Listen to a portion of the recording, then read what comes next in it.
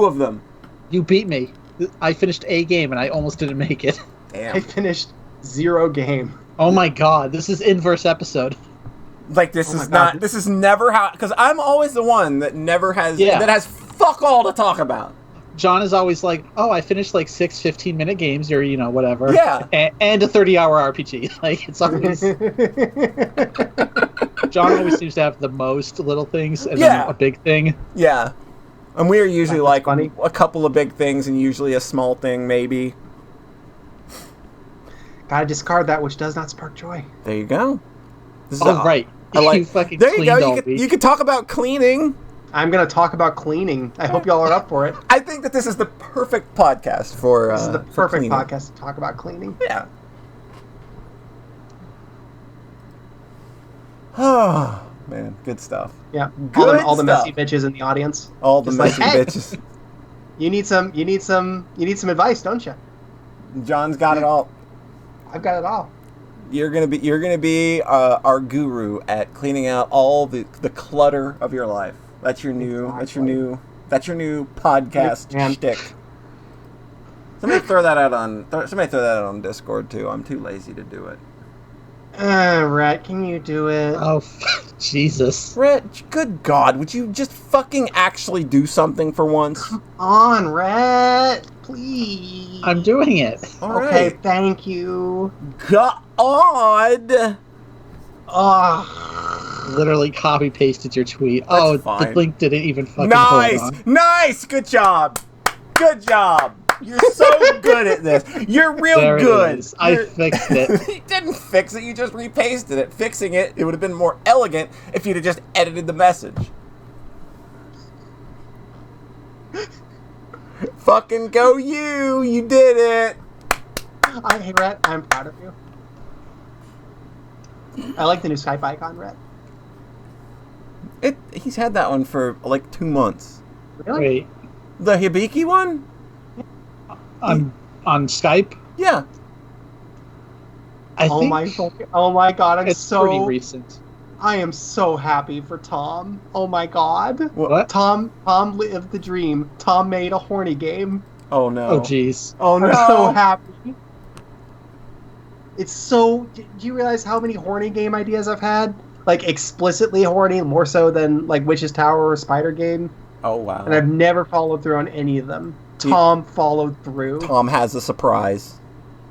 Don't say anything yet. I'm so proud. Don't say anything yet. Okay, I won't You say a word. I already won't say another- ruined it. It's my 4-month sub anniversary? I thought I just subscribed, like... I finally hooked my Twitch Prime to my Amazon Prime and, like, subscribed. Nice. I guess maybe it aligned with getting gifted some subs.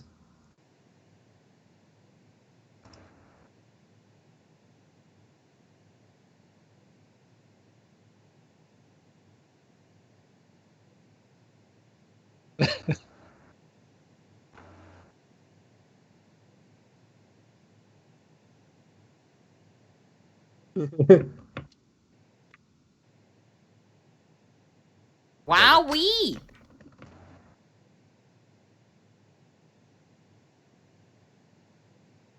Wow. Excellent.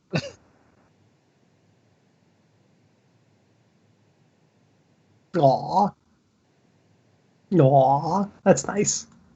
Someone else in the chat who has never had a hangover in their life. And I'm like, yep, same. Nate. And I'm just like, it might be a fib. In my case, I just drink water and then I eat a little bit of food before bed and take an Advil, and then I'm good. And I wake up fine. That makes sense. And I've never like blacked out or anything, so I'm sure that helps. Right. I've gone ham though, like not completely pure boy here. No, you are the far like. There was a time. That's actually me. Yeah, that's actually Rhett now. Weirdly enough, like there was a time that we might have called you the pure boy, but then the boyfriend to death episode happened. God, literally the turning of That was the touchstone. turn. That was the turn. I feel like that opened up the path for fate. I feel like that was the Oh, that was the. I feel like that opened the path in a good way. Mm. Hmm. Mm. Hmm. Mm. Hmm. Hmm. Rhett, you're not part of this. You've got to join. Who's joining? Yeah, Oh, Rhett. Rhett, join the humming. We have to. What? We're all humming. Hmm. What? Hmm. Hmm. Hmm. That's our new What? thing now. That's our new thing. Hmm. That's our that's our new tagline. Hmm. Hmm. We still haven't figured What? out how to get that across in text form yet. We're working on it. We're working on the branding. Don't worry. Rhett said what? It's like 5 times, and I think he's fucking with us. Wow. Rhett, come on. That's. I gotcha. Gotcha.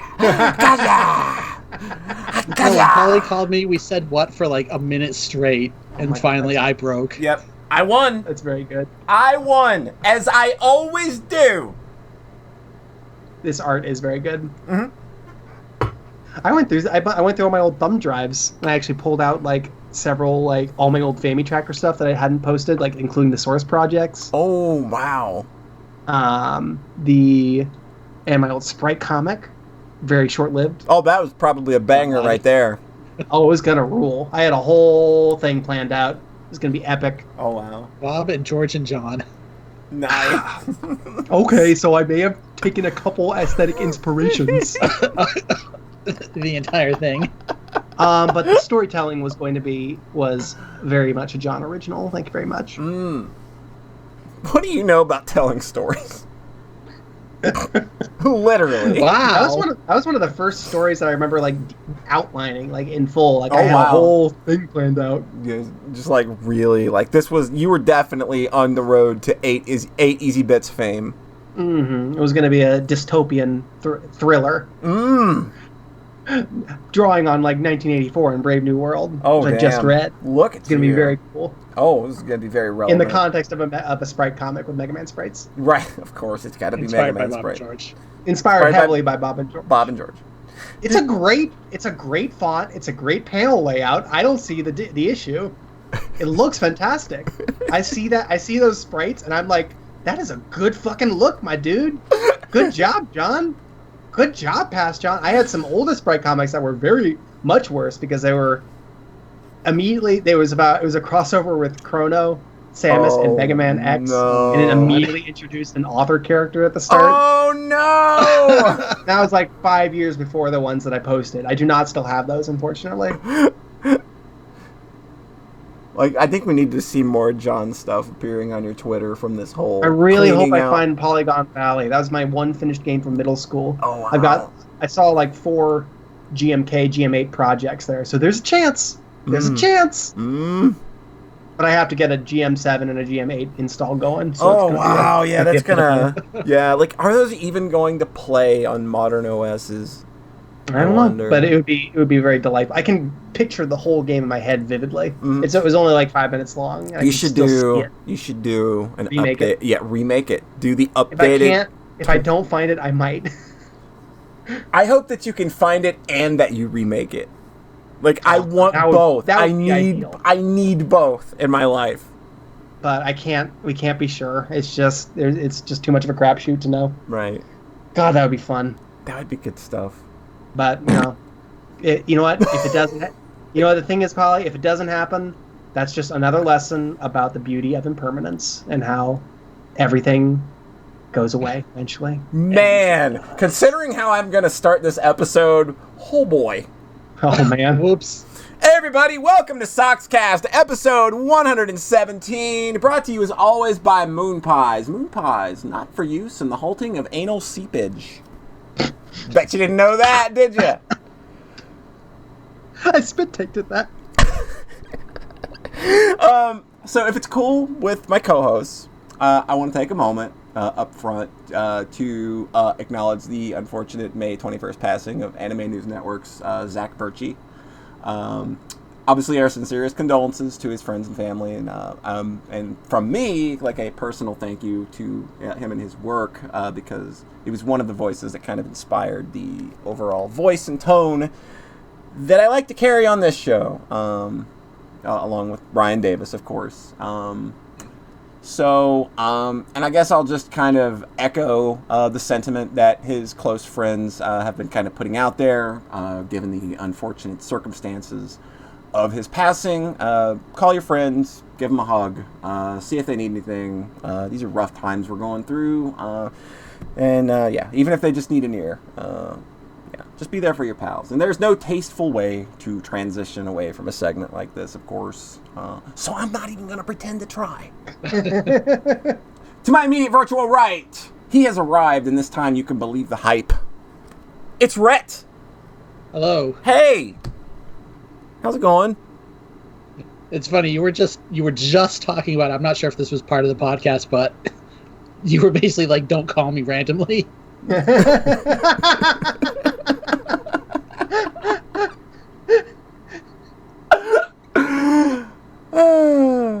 How you doing? You doing okay, Rhett? Yeah, I am doing okay. You doing fine? Hey, the weather's starting to heat up. That's good, right?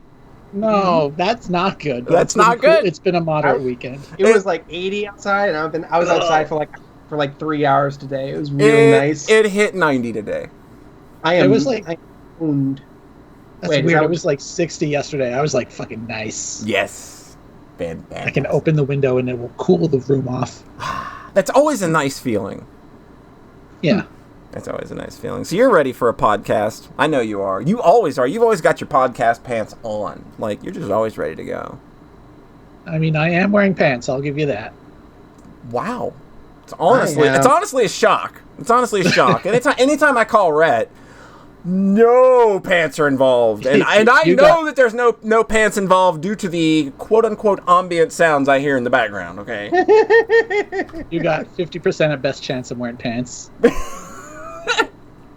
That would be very generous for me.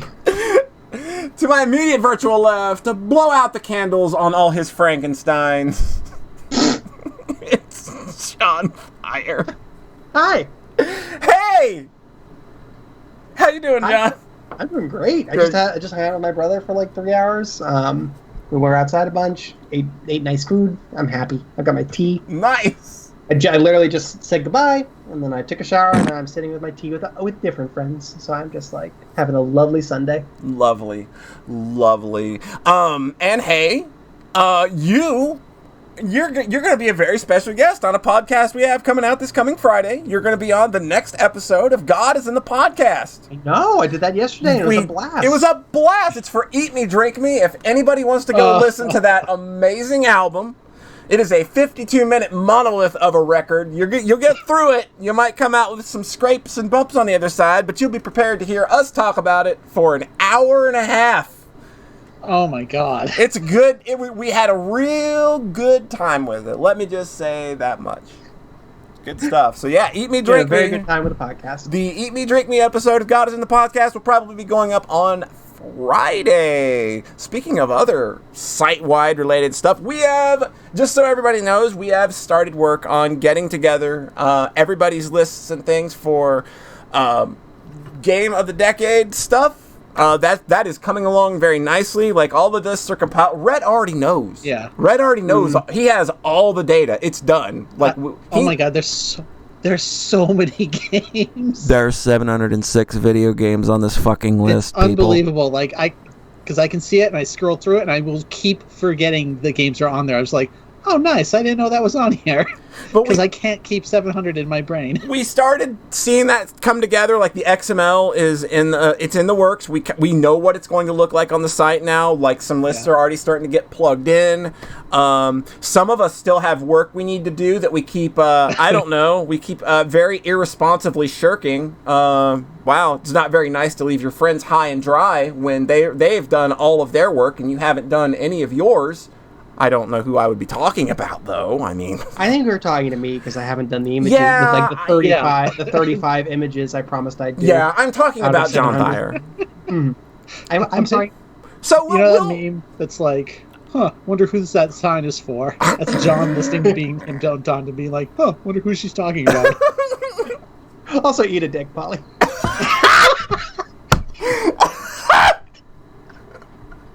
Oh. That wasn't a year. so soon. I gave him the ammunition. I didn't know he'd fire the gun so soon.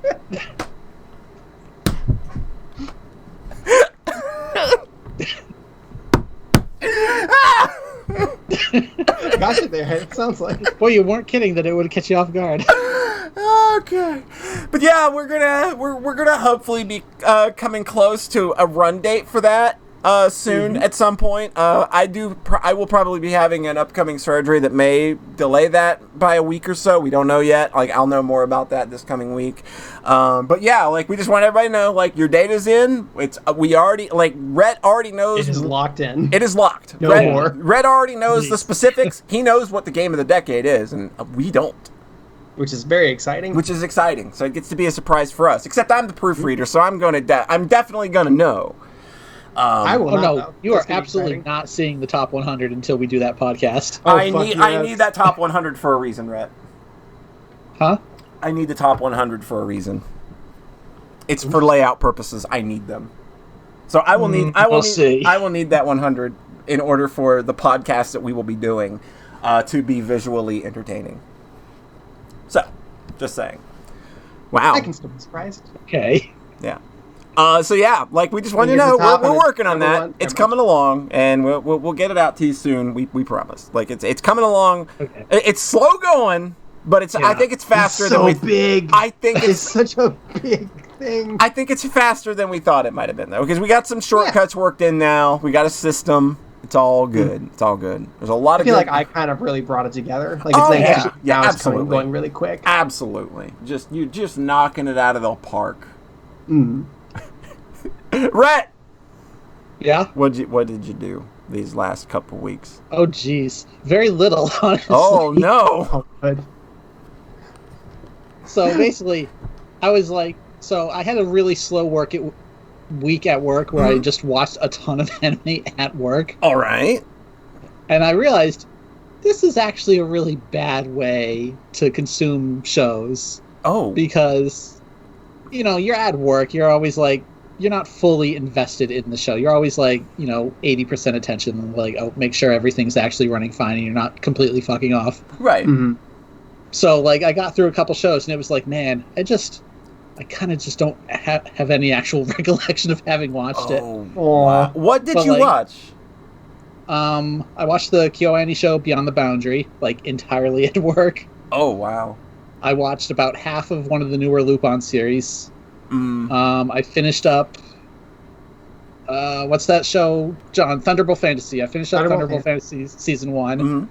And then I finished up Review Starlight. And did any of those jump out at you at all, or? So I'm going to talk a little more about Thunderbolt Fantasy in a bit, but basically I watched a ton of anime and it was all all good, but like didn't leave a huge impression, but I still ended up feeling burnt out from anime. Right. Aww, so then when I got home, it was like, well, I can't watch anime at home because I can just do that at work. Aww. I guess I'll just play Animal Crossing. Oh, no. And then it was finally like, okay, I need to maybe stop playing so much Animal Crossing because it's empty calories. It seems like a bad feedback loop. How often, like how much time are you because I didn't realize you were actually still putting this much time into this game. I thought it had just kind of like passed. I thought, like, I knew that you were still playing it. I just didn't know that you were still playing it regularly. Oh no, I'm still on there every day. There was like a period where I stopped and then I was like, but actually if I tear up half my island and start all over in this section. So that's been the last week. But anyways, because I'm crazy, yeah. That game's kind of bad if you have OCD tendencies because because of the way you can modify every single tile in the world now. It's a lot. Like, that would be like, you see, you can't do that in New Leaf. So like when something was bad in my town, I just had to look at that awful eyesore every day. That's also bad. Yeah, that's not very good. But I imagine that if I had the ability to control those things, God, that would have been bad. It's just stuff like, the bridges have to be 4x3, or they can be 4x3, 4x4, or 4x5. And like the bridge width is variable. And then it needs this many tiles of space around and shit like that. It's just like, I'm so close to getting it exactly how I want, but the river bends a little bit here, and shit like that. It's just. Anyways, that's not what I wanted to talk about. So I was like, okay, I'm burnt out on on anime, burnt out on Animal Crossing to a degree. Mm-hmm. What's a game I can play? What's a safe bet to kind of ease me back in? A safe playing bet games. to ease you back into video. I didn't games. even Fire do that on Emblem Three purpose. Houses. God fucking no. That game sounds miserable. It sounds like hell. It looks so... Hey, let me tell you, It's very that pretty. game looks unbelievably gorgeous, especially having just played Fire Emblem Awakening Right. Uh-huh. and playing that game entirely with the sprites instead of the 3D models. So anyways, though, I was like, yes, let's ease into something. Ease into something? But I get the feeling that you're trying to make a clever pun here. Now I'm trying to be clever. I didn't do it the first time on See, I purpose. thought you were honestly. doing it. I thought you were doing it on purpose both times. What kind of games do you have a lot of memories of really enjoying? Jeez. Yeah, I'm trying to sell Seta that.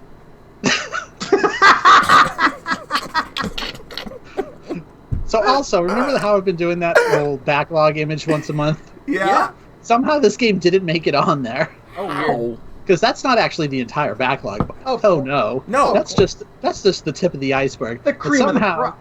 But somehow E's Memory of Celceta didn't end up on there, and I was like, wait, I own that. I should play that. It probably wasn't on there because I remember being a little lukewarm on it. I'm a little more receptive to it now, though.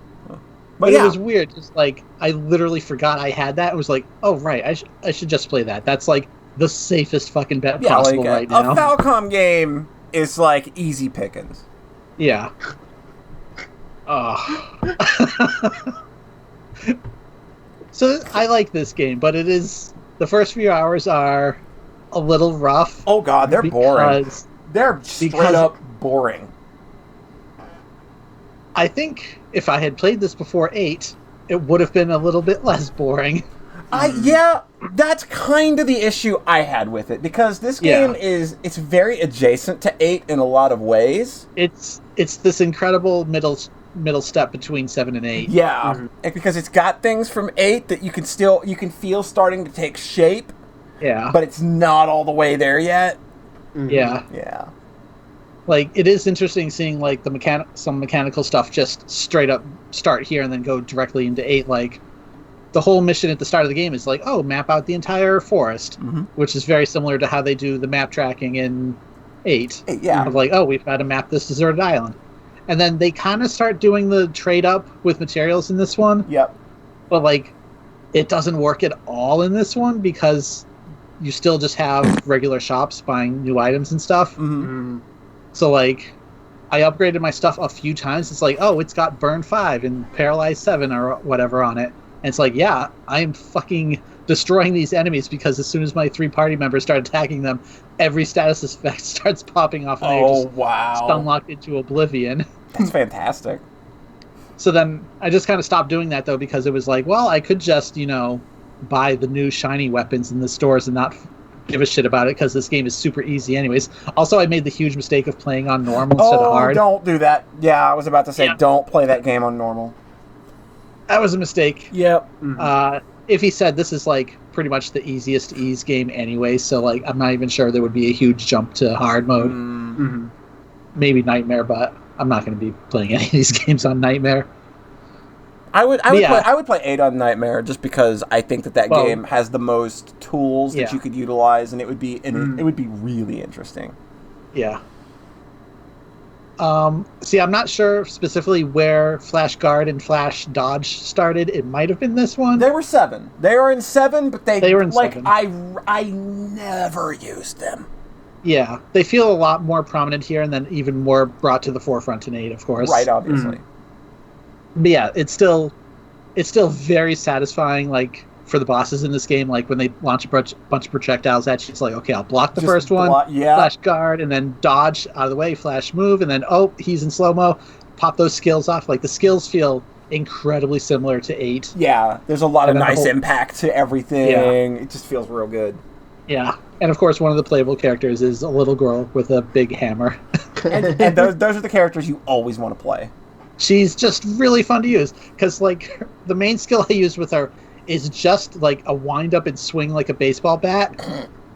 And it's just, like, I don't need the flashy moves. No. I just want this one quick one that just pops up and does a fucking ton of damage. It's like how Rakota just throws a fucking dinosaur bone in East 8. It's that just, one is so good. It's so good. Yeah, that's a really powerful move as well.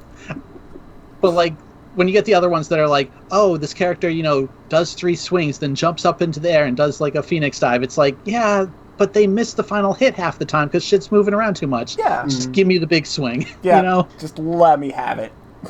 Let me Babe Ruth this shit. God.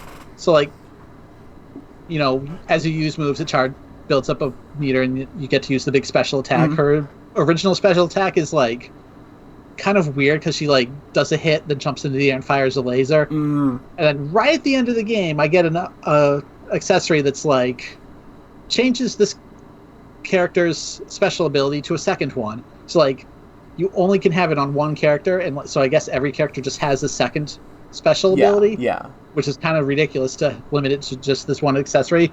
So I used her special like one time, and it's just her going to town with the hammer. Wow. Very similar to how Riko Tadada does in Ys 8. Oh, where you could just like start ground pounding and never stop. It was that same kind of, boy, this just ain't stopping, huh? Yeah. So like it did like half damage on one of the late game bosses. God. Just like, okay, yeah, this is a little nuts. It's a little absurd. I like the wind up thing. Going back to that, like, did you know that if you in Final Fantasy VII Remake, when you get the nail bat, it has that fucking home run move too. It's instant critical every time.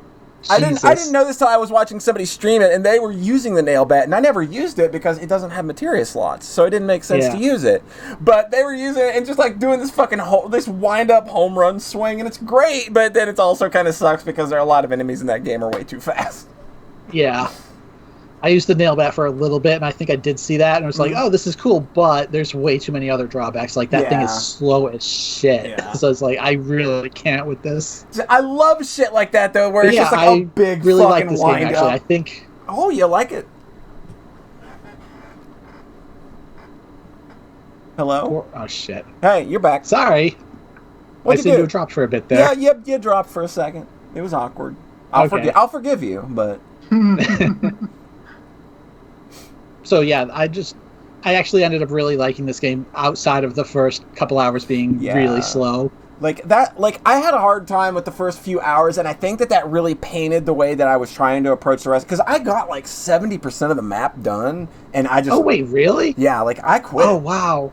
Like, and then I quit because I was just bored. And I think that like the first couple hours really just... They put me in a bad mood from the outset, and I wasn't willing to give it. But like, it's a game that I've honestly been thinking about more lately to go back and look at, though. So I mean, kind of like with Ys Origin. Yeah, you might be pretty close to the end, anyways. I want to just re-experience it. I think. Yeah. Knowing, obviously knowing that those first couple hours are bad. I'm not sure though, because I think if the story wasn't grabbing you that much, it might not do much for you a second time either. But it's crunchy East gameplay. There is that, yeah. But again, I think this game's biggest issue is that it's just kind of easy. It's that modern, it's that weird. Like, if I had not played Ys 8 before Celceta, like, because I had conspired to borrow somebody's Vita back in the day to play Celceta, and I never got around to it, and then I just moved on to 8. And then like Iffy got me Celceta for Christmas one year, and I kind of just bounced off of it, and I was just like, it's like, and the whole time I was just thinking, I could just go play Ys 8. Yeah, there's definitely that, but like for me, it was like I was interested in the story, especially like even though the first few hours gameplay wise are boring, I was just curious what the hell is going to be in this forest, and then of course things escalate dramatically, as they do in these games. I love how these games are just like, hour 1, go explore this forest. Hour 30, save the world. Yeah, but they always do the save the world in like really weird and creative ways. Yeah, so I don't want to say where this one goes, but it is it is similarly strange in a way that Ys 8 goes. Like, if anything, I want to kind of go back and try Ys 7 again. I like that game. Did you finish it? Yeah, I finished it. I just I've not played it in a long time, but I kind of want to. I want to replay that game with my knowledge of 8 and the games before it, and see like, where does that settle now. Like, it seemed like it. Because that's like a good game. I like that. I like that game. I just think that its story is kind of. Oh, I definitely agree on that. Ys 7 I liked, but it's kind of the one that made me go, oh, come on, you guys are dragging this out a bit. Yeah, especially like, there's that back one half part where you kind of you have to retrace. You got to backtrack through all the dungeons. Yeah, that killed it for me. It's so bad. Even though it's like, realistically, it's really not long, but just the idea of them having you do a whole backtrack thing was just bad. Like, even the tetracyclic towers in SC are still a little over the top, even though they narratively justify it. If you've already went there on side quests and you were doing the side quests, oh right, it feels a little bad. I remember thinking that part. It's like, oh, it's like the dams in Phantasy Star 2. Oh God! Oh, what a great reference point to have to make. Wow. That's pretty mean. But yeah, I think Celceta, once it gets going, like, the pacing's actually really fast, almost too fast in a weird way. Where, like, towards the end, you get, like, the two optional objectives that you have to do in either order. And, like, one of them has a dungeon attached to it. Nice. And it's like, okay, cool. And then, it took me a little bit because I was dumb and kept going in circles. Because it's actually a little bit non-linear. And I was like, oh, it's this way. Okay, I'm dumb. But then the other one was just, like, 3 outdoor screens, and then I hit the end, and I'm like, wait, there's no dungeon? There's no dungeon here. Huh. But then I hit the final dungeon, and it's just like, oh, this is, like, really big comparatively. Oh, right. Yeah. Yeah, they almost never skimp on the final dungeons. That's a funny discussion we had on Twitter just hours ago. I mean, I remember the final dungeon in Ys 7 being like, it's a monster, really fucking huge. It's a monster. This one's not quite this bad. It's got that big 3-party fight at the end. It's so good. Oh no, that part's fucking great. Just the dungeon itself was very long. I liked it. I thought it was great. I think there's a point where, like, I hit the halfway point and you realize it's the halfway, not the end, and I'm just like, oh, okay. That's sort of the Trails in the Sky FC final dungeon was like, yes, for me. Oh, I got like, lucky. Yes, 3 hours of maze. Oh my god, maze hell. I hugged the right wall. Hugged the right wall, and you found my way to the end and never went back. Yep. Oh man, in FC, I explored every nook and cranny. I got the super weapons for everybody. Yeah, great. I did that at FC as well. Like, I just charted out, like, I mapped it out in Photoshop, like, where I was. Cool. Like, it was really. To me, it was like just all the dungeons in FC were like just big enough small enough where I could still keep them in my head. Yeah. Very pleasing. That Ys is so good at. Falcom's so fucking good at that. Falcom's good at good at just dungeons that are mazes, because their dungeons aren't typically gimmicky. There's some gimmicky stuff in Ys 8, but their dungeons are typically just, like, really nice, natural feeling mazes that kind of, like, funnel you through and feel almost like Doom 1-like in a way, where you feel like you're being funneled through in a sensible way. Yeah, I never feel like I'm just like, out of your let's find the path, let's find the dead end with the treasure chest, find the dead end with the treasure chest, find the path, find the path, find the dead end. For some reason, it just always, even when I'm just doing that, it still feels nice. Good. Yeah. I think they're good at making levels feed back into each other. It's not just one path with dead ends. Yeah. It's like Dark Souls. I actually think the Celceta dungeons are maybe a bit of that, where they're fairly linear feeling for the most part. Right. Well, it also, once you get to 7 Celceta 8, then they have maps, so it kind of loses a lot of that for me.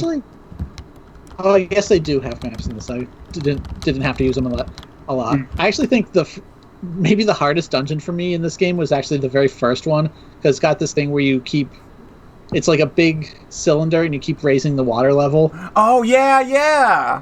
So, like, as the water level changes, like, you open up new areas and you have to Yeah. keep kind of exploring and backtracking areas. Yeah. There's kind of nothing quite like that in the whole rest of the Yeah. game where... I remember that dungeon sticking out very much at the start, Yeah. and like I did a long stretch of the game, and everything else was basically kind of just flat mazes and shit. Yeah. Mm-hmm. But, like, then at the very end, like, there's some puzzle stuff in the final dungeon that I appreciated, like, you having to spin around platforms and stuff, and Yeah. like, actually having to really look at this thing and think about, like, okay, I'm trying to get over there. How the hell do I manipulate everything to get it how I want? Yeah. It's like, that was fun. But, like, for the most part, the dungeons are actually pretty straight shots. It's kind of like more modern Falcom, where like you see that in the Trails of Cold Steel games, like the dungeons are very straightforward and just like, yo, here's the path with the stuff, and here's the path with the story. And they'll have things along the way, like here, make some bridges, like dig some tunnels, go through some vents, like they make it interesting enough. Yeah. Mm-hmm. So it's more Talesy. Yeah. Is that fair? Yeah, that's absolutely fair. Modern Falcom's more Talesy. Yeah, modern Falcom's more Talesy. That'd make some people real mad. Because it is worse. Like, it is worse. It is. I'm not gonna say that I think Cold Steel dungeon design is the best in the world. Talesy. I'm like, why are you guys dunking on Trails? Tales of. Like, if you played Tales of Berseria, like, that game's dungeons are kind of bad. I got like 2 hours into that. I'm not even sure. Spirias aren't great either. Spirias are pretty rough too. I'm pretty sure that might just be Tales. Yeah, I think like I remember Tales of dungeons from Tales of Destiny. They were very puzzly, and it was fun. Cool. And Tales of Symphonia had a lot of puzzly dungeons too. Yeah, right. I played Symphonia. That's the start and end of my Tales of journey. Mm-hmm. Dude, Berseria has Magilu, though. Berseria has Magilu. That game's good. Vesperia has, like, gimmicks, but they never, like, evolve into being, like, actually puzzles. It's always just, like, you're walking through... Oh, if you're in this dungeon, once your torch goes out, enemies attack you, and you have to light it at these different points. Oh. And then it's never, like, actually a puzzle or, like, a game you have to think about. Right. It's just sort of a different button to press on your way through this largely identical dungeon. We recontextualize the controls a little bit, which is cute. Which that's fine. Like, I'm totally fine. Like, look, again, I like Trails of Cold Steel a lot. Even if their dungeons are kind of and straightforward, I'm still good with it. It's just not it's good. It's worth it to point out, like, the little changes in approach there from like and that's just sort of a general. We're trying to be a little bit more accessible to a broader audience. Absolutely. And that's fine. Yeah, like the dungeons are fine, and like they work for what they need to be there. They serve the purpose for what they're there for in the storyline. So, as After Five just pointed like out. Ys 1, where the dungeon is the whole point. Yeah, there's nothing here except horrible hell maze. Look, it's Darm Tower, 20 floors of it. Like back in that day. Here's the entire back half of East 2. It is nothing but a hell maze with random event triggers you need to find. and somehow that's one of my favorite ones. That's nuts. It's just sort of the old school RPG energy versus like kind of being a little bit more narrative focused and streamlining the RPG parts. Right. Like there's that arc there, and that's okay. Yeah. It's like I admire the back half of East 2, June. I admire it. I just don't ever want to play it. Like, I like what it's doing. I think it's awesome that the last dungeon is literally the last half of that game. But God, it's a hell maze with so many event triggers that I had a hard time finding. God, I'm excited to revisit those at some point. Right. Just chew through those. Yeah.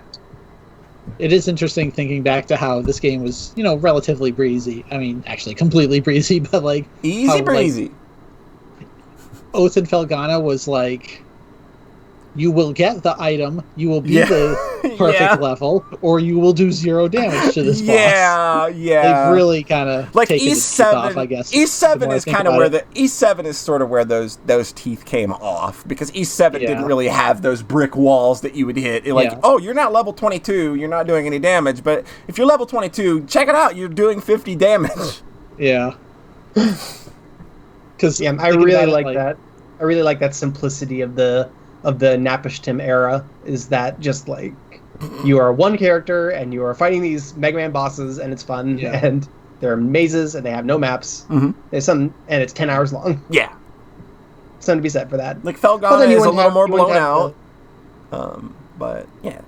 You wouldn't have like the narrative effect like Donna's turning or something in a story like that. So yeah, it's all give and take. Yeah. God, Falcom is great. I love Falcom. God, we just love Falcom. Just start off with the Falcom Love Fest. I'm really excited to play E7. That's next on my list. Yeah, you will probably like it. I think you will like it. It's really good. I'll have a good time. I'm not expecting it to. I love the Napishtim era to death. They made 3 of them. They're very beefy. Yeah, I'm okay with them moving on. Yeah, it's interesting. They're all great, so I'm like extra ready. Because you've definitely got that trilogy there with Napishtim, Felgana, Oath and Felgana, and then Origins, and then 7, Celceta, 8. Yep, are kind of the 3 party-based games, but they all feel pretty different from each other. Yeah.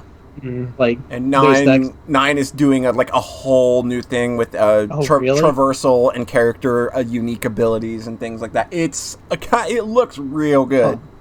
Cool.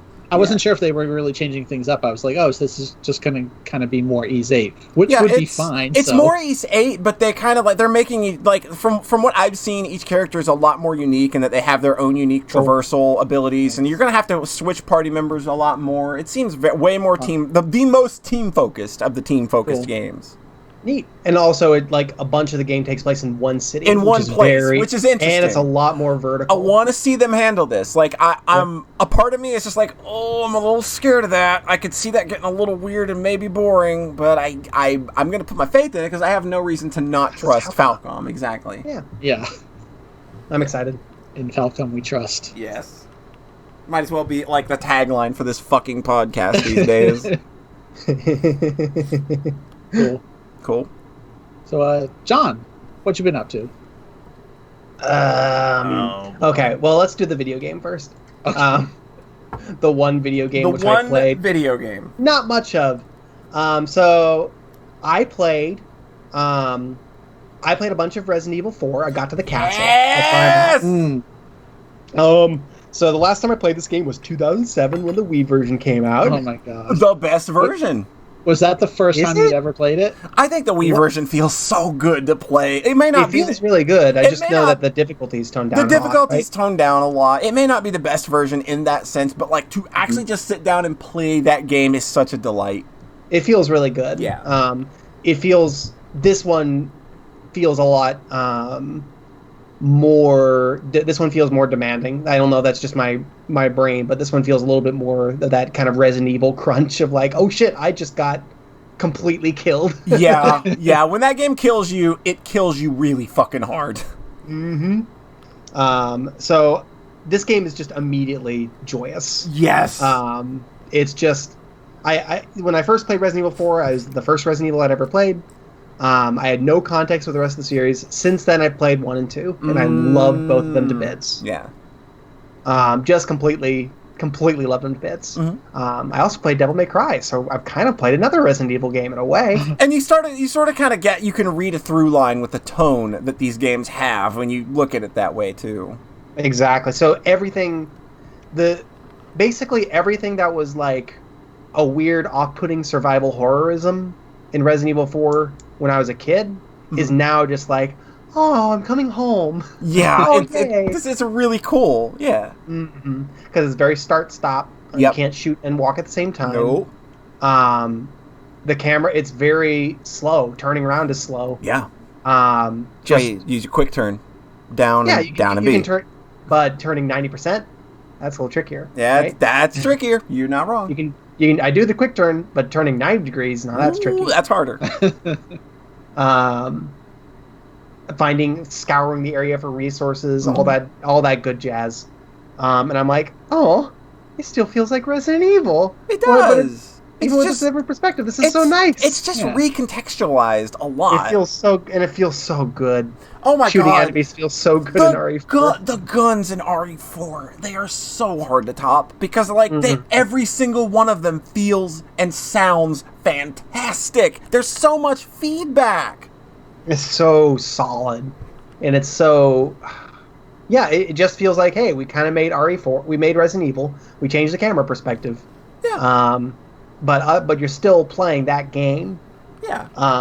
And that's really cool because it feels so good, like you said, and it just maintains a lot of that crunch and energy. Yeah. I did the first that boss fight with the centipede guy. Oh my god! In the burning barn. It's such a good moment. Like everybody kind of puts like the lake boss where you're in the boat and throwing the harpoons and shit. They paint that as like the first boss where that game really goes all out. But it's like no. Salazar.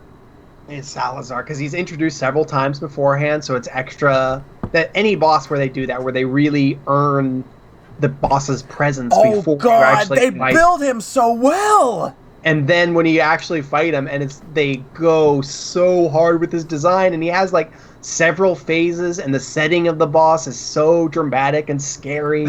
Yes. It's just next level. It's so good. Yeah. God. It's one of my favorite games ever. I'm really excited to play the rest of it because I did stop right as I got to the castle. But yeah, that fight. I was in an arguing with a friend who really hates Uncharted. Oh. And I was just kind of going in like, I really like the first Uncharted. Like, it's nice little snappy arcadey little shooting, and then you got this nice story. And he was like, that shooting just does nothing for me. And I'm like, oh, but it's good. Yeah. And then I played Resident Evil 4, and I'm like, okay, I get this is good shooting. This is the good shit. Because like the feedback you get off of enemies in an Uncharted game, not super great. Like enemies are bullet sponges in those games, and that's fine because that's what that game is. But when I pull out a shotgun and shoot into a crowd of people in Resident Evil 4, and everybody reacts, it feels so good. Throw a fucking grenade, watch them go flying. Shoot individual limbs, shoot head. So good. Shoot head off, and then awful alien thing comes out. It's the worst. It is. It's so good. Man. God, that whole decapitation thing, like having played Resident Evil 1, 2, 3, and Code Veronica before 4, when that happens, it's so you're like it was like you're breaking the rules. Yeah, like this is not how this works. Like Crimson Head's coming back to life. That's an entirely different thing. But we're talking about an enemy who, I removed its head. It's dead now.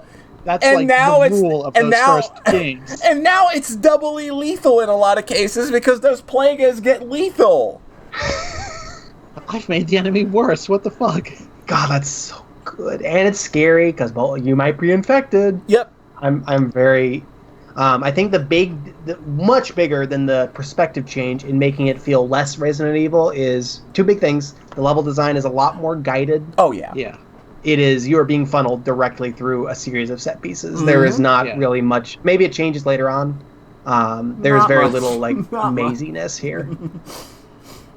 And they add checkpoints, which is like, it kind of feels unnecessary because there's so many save points. There's typewriters everywhere. Like I think that's a game that maybe they probably could have used the ink ribbon system for, at least on harder difficulties or something, because you're not really ever too stressed in that game. If you die, you're just going back to the start of a segment rather than your last save. So, which just makes the quick time events like kind of a weird annoyance. It's being like, oh fuck. Yeah. That's what I was going to say. I'm glad there's checkpoints because those quick time events, especially later on, will just fucking kill you without mercy. Yeah, no mercy at all. Like there's some set pieces where you literally got like 5 seconds to react to it or you're fucked. There's QTEs like as a boss fight later on. Oh, that's God, yeah. Yeah, I beat the whole game as a kid, but I remember so little about the back half. Yeah. So I'm excited. Like, I think the first third, the first half of that game sticks out the most. I think, like, when you get to the island, or like, the more militarized part of the island, it's kind of like, not quite as good. I remember one boss fight that was on, like, grating floating in the air that's going around on top of you. I remember that very, very strongly, so I'm excited for that. And then that just immediately got me hyped about Resident Evil again. I was like, oh, wait a minute. I've completely loved every Resident Evil game I've touched. Right. So now it used to be such a good franchise, and now Now it's having a resurgence at least, but Yeah, like Resident Evil 7. there was a dark time. Resident Evil 7 seems okay to me. I'm very excited about Resident Evil 7. I'm here for giving that game a shot. Yep. I need to play that because I also have PSVR. Yeah, you need to play that in VR. That's the fucking way to play that game, apparently. Yeah. But yeah, I'm excited. I have Code Veronica on my Dreamcast app. I'm ready now. Yes! Oh boy. Yes! Heard that one aged real well. Oh, it has not aged well at all. I have a friend that fucking despises that game. Oh, and I no. finally pressed them about it. Mhm. And then they said, well, I got to an area where I was just at a save point and out of bullets.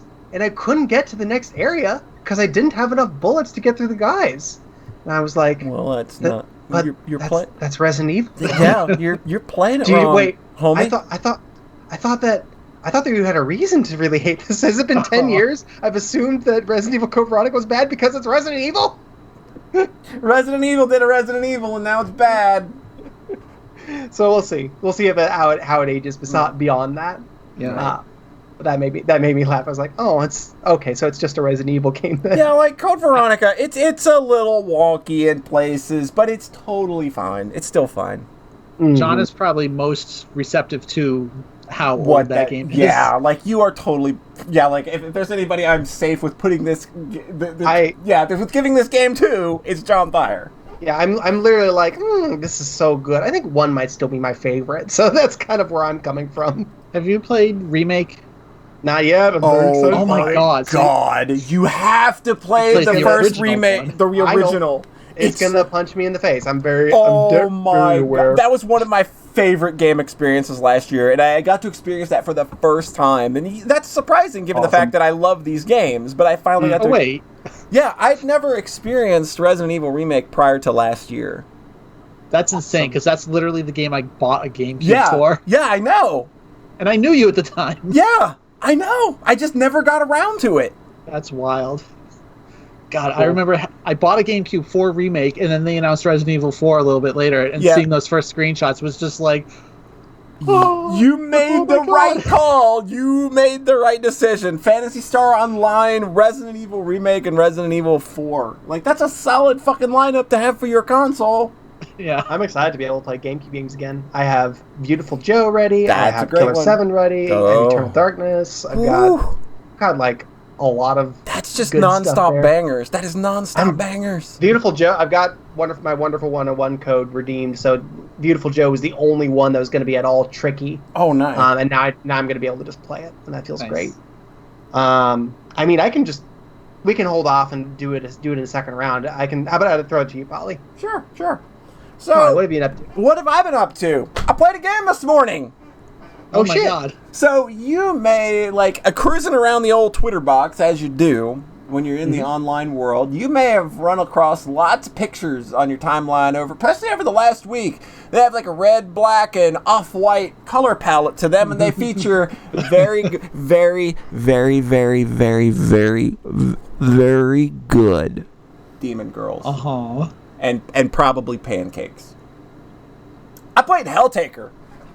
Ooh. Helltaker is a free to grab game on Steam. Go get it now if you like yourself some quick and easy puzzling action. Polly played a puzzle game, y'all. You played a block pushing game. I was going to say, somebody said this is a Sokoban. This is I did not realize This is that. basically Sokoban. Yeah. You did it! I beat it too, yes. And there is, Holy shit. just so you know, there is an option to skip every puzzle in the game if you want to. I didn't use it. Aww. I spent an hour, I put the hour in and beat the Sokoban video game. Hell yeah, Polly. Go me. I'm And proud. I did it because, man, I don't know if y'all know, but the demon girls in this game are very, very, very, very, very good. Holly, how horny is this game? This the game's game not, itself. The game is not super horny at all, though. Okay. Your main character is protagonist, and the story is, I want a harem full of demon girls. Go. Okay, kind of horny. Yeah, kind of horny, but it doesn't really go into anything explicit or anything. It's just a really cute, Sokoban block pushing game where you get, and they're really small and easy puzzles that you can solve. No puzzle took me more than 5 minutes. Aww. It's real easy to pick this game up, and play. and you get to John. you finish the puzzle, you get to the end, and you talk to the demon girl, and you have like a 50-50 shot at bringing her into your harem, and if you answer wrong, you do the puzzle again, or you can just skip it and go right back to the interaction. That's kind of it. Like the dialogue options are kind of silly, and she just kills you if you answer wrong. Okay, you're talking John's language. Yeah, are you talking my language? Okay, like I would let any single one of these demon ladies are fine with me. Okay, like I'm here for it. I will be killed by any of these demon ladies. Any and or all at the same time. Just kill me, resurrect me, and let's go down the line. Give me a unique and beautiful horny death by each one. I'm fine with it.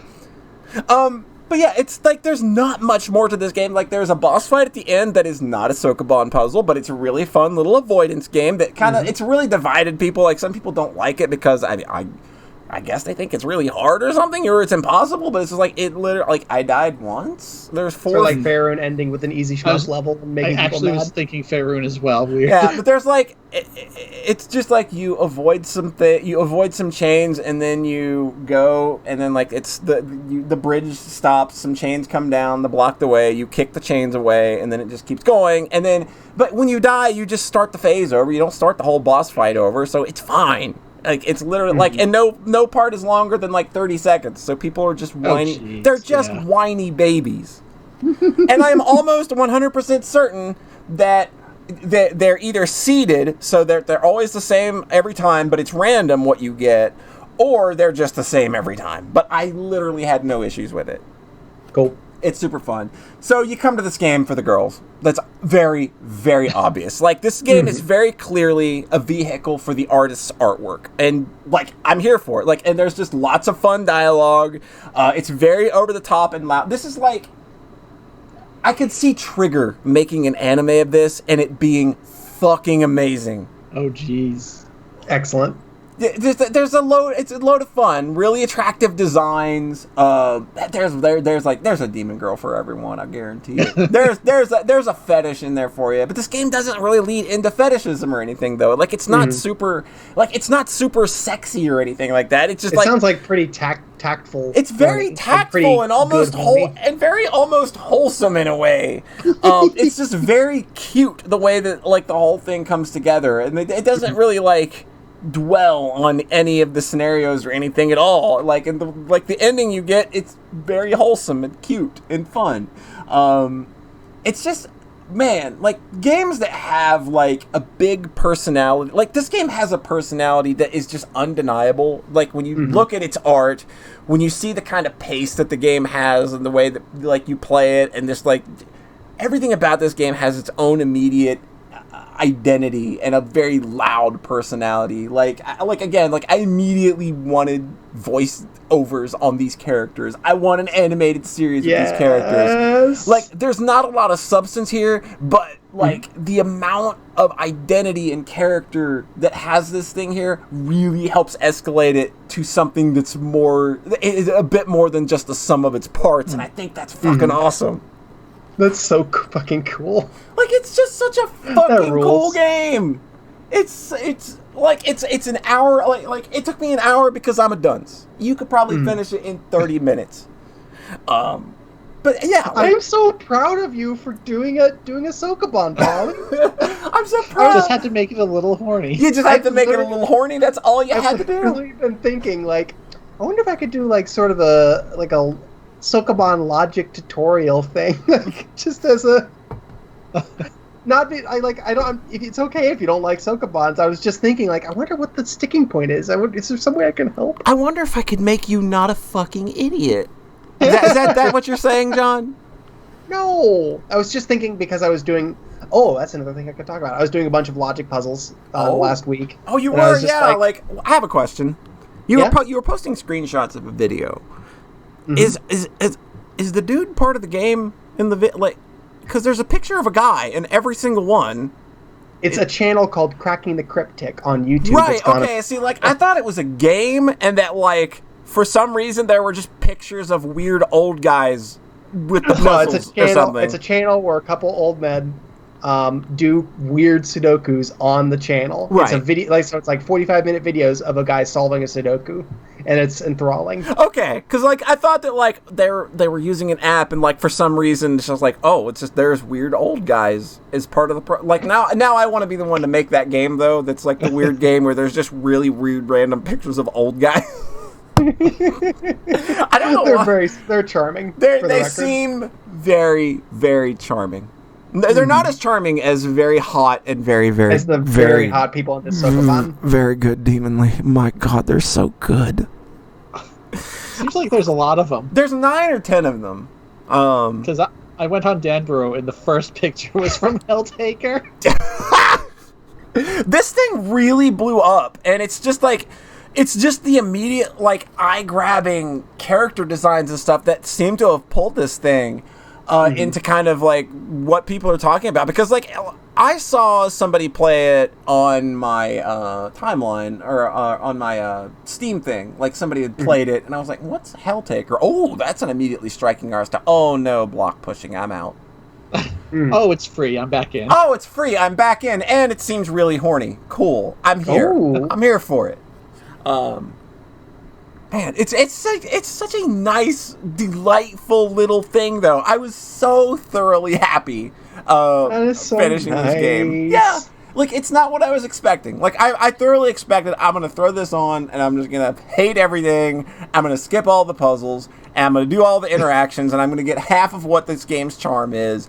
But no, the actual puzzle stuff feels really good. It's got a nice crunch to it when you're moving around and stuff. So this is just a well-designed and well-put-together thing. It's like 30 minutes. The guy could have charged like $2 to $5 for it and been fine. I think that there's like an art book and you can get the pancake recipe for like $10.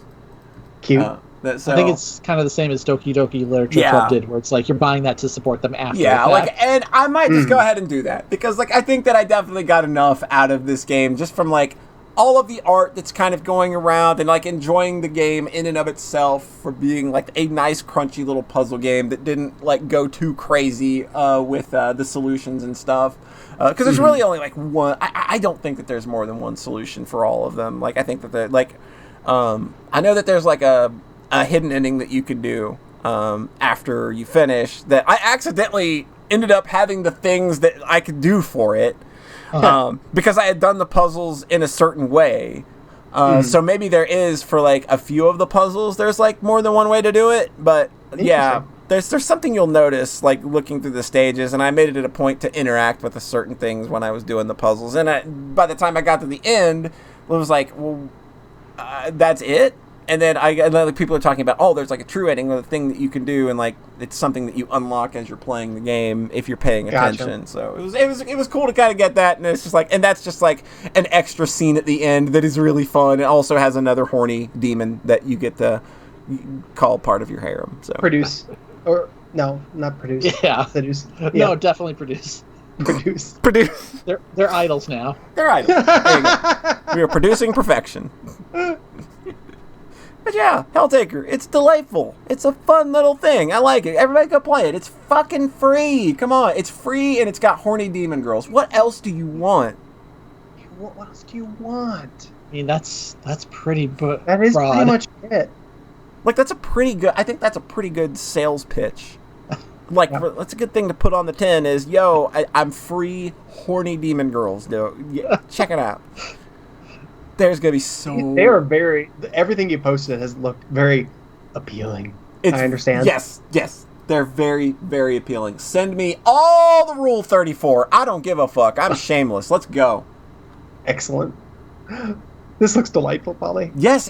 I wish listed it. John, just install it. It's like 50 megs. I wish listed it. I'll do what I want. Eat a dick. 5-minute break. Sure. All right. We'll be right back in like 5 minutes. Hey, actually, Beepner, are you still here? If you're still here, say hello in chat. I need to speak with you for a moment. Yo, hop on. You want to be on for my next segment? You could help me with it because we both played the same video game. You'll know what I'm talking about. Okay, I'm gonna go on break. Okay, you go ahead and go on break. I'll have this weird one-sided conversation with our chat, and then I'll be back afterward. Yeah, hop on Skype, and then I'll pull you into the call when I'm back from BRB, okay? All right. Cool. Just hit me up on Skype when you're signed in and everything, and we'll be ready. All right, be right back, people.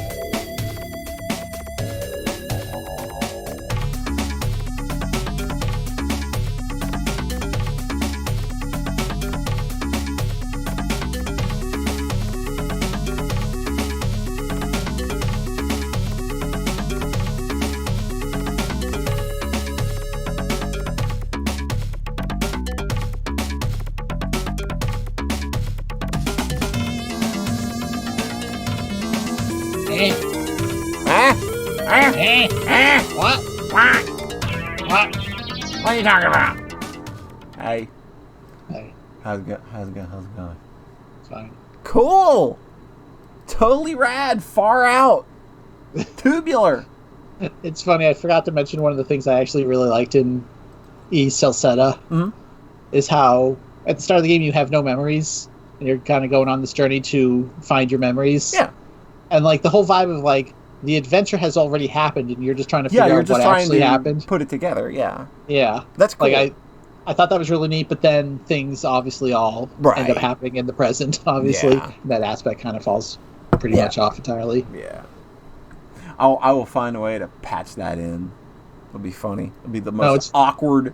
Don't do No, that. I'm gonna do it now. I'm gonna do it. I'm gonna Don't patch do that that. in. And then I'll leave the part in where you mention it again right here. I'll leave this in too.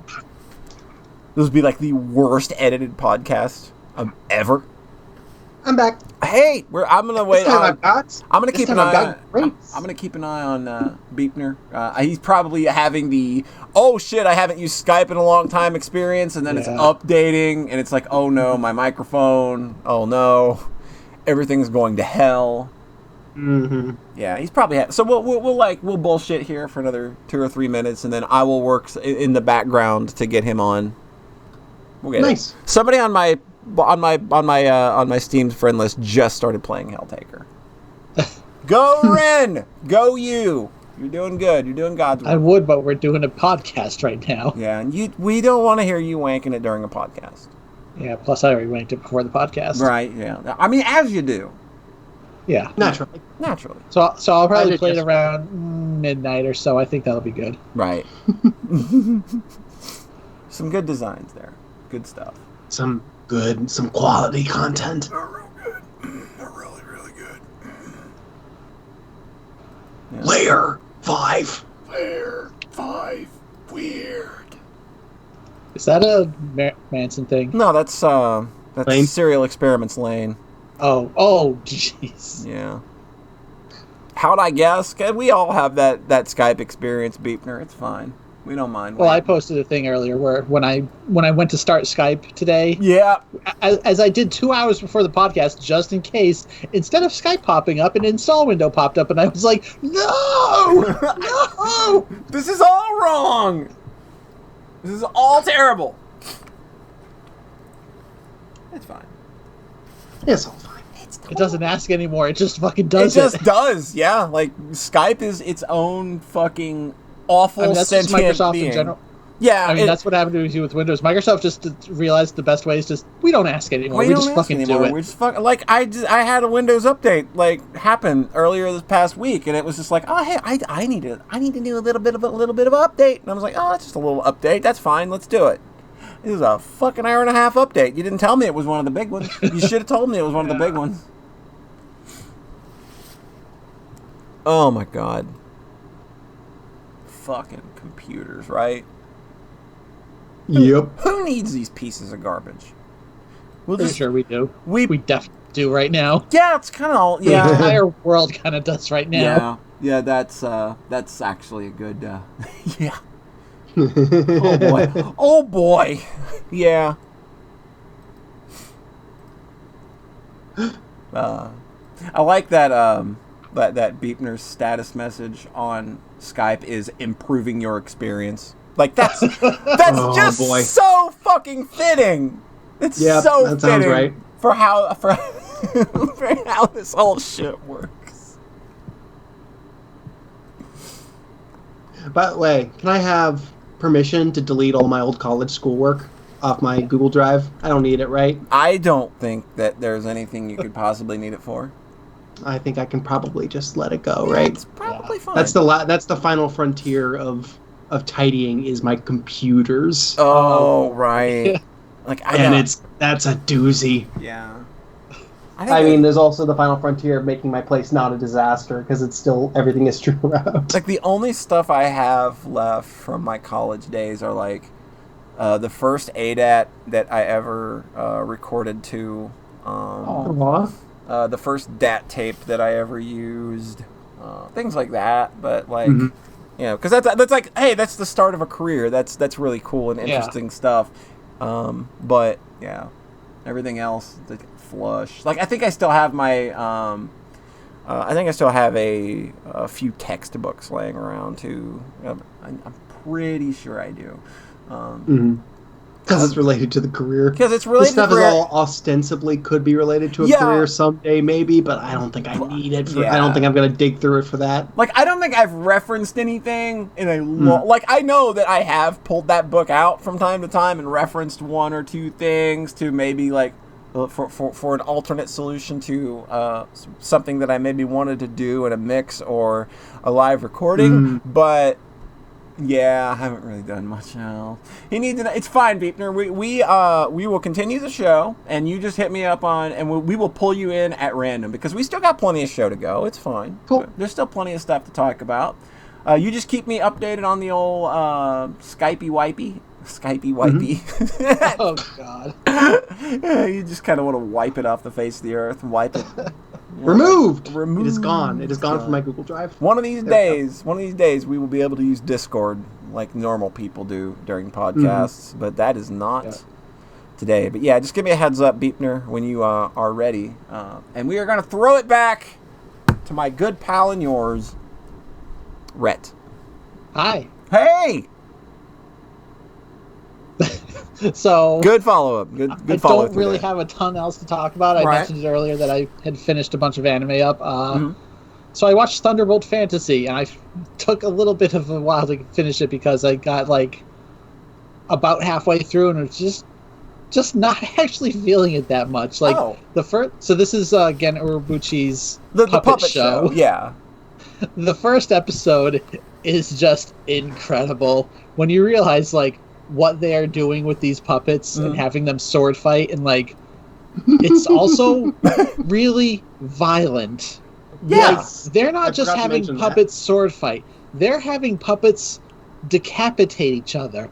There's like With blood splatter. with blood splatter and limbs being lost and like heads flying, and like they're giving, like puppets, and it's just like fucking wild. But then, that's the first episode, and then the story has to happen, and then season 1 is just a very basic, pretty much simple straight journey where like they build the team of characters, and then they go on a journey, and they're like, we're gonna overcome these 3 trials, like the Swamp of Despair or whatever it actually is, and then the Mountain of Evil, and then we're gonna pass through the underworld, and then we're gonna get to the tower. It's very kind of JRPG-ish. Yeah. And then I think once they actually get to the tower, like for the last 5 episodes, like the story actually, it really does. Like there's a big betrayal that is pretty easy to see coming still, but then it does go in a more nuanced and interesting direction. And then I was fairly happy with the season by the time it ended. I was like, okay, I kind of see what they're going for here. Nice. So you know how in Trails SC, there's a thing with Kevin right at the end. Yeah, that Where really he- good thing. Where he reveals a little bit of his real character. Yeah. And then that's kind of the jumping off point for Trails 3rd. There's a very similar thing in this where a character finally like drops the mask, and like you realize like so good. what they're finally actually doing and capable of. So now So- you actually have to watch the next season. So it's the weird thing is where I've started season 2 now, and it is entirely about that plot thread that they left hanging at the end of 1. Interesting. Oh. Yeah. Oh, neat. And I'm also not entirely sure I like it so far. I'm only like 4 episodes in now, so- Right. But it's like, they're just introducing a whole bunch of new characters like right out of the gate. It's like, okay, so we're kind of Yo! maybe throwing too much stuff out from season 1. Right.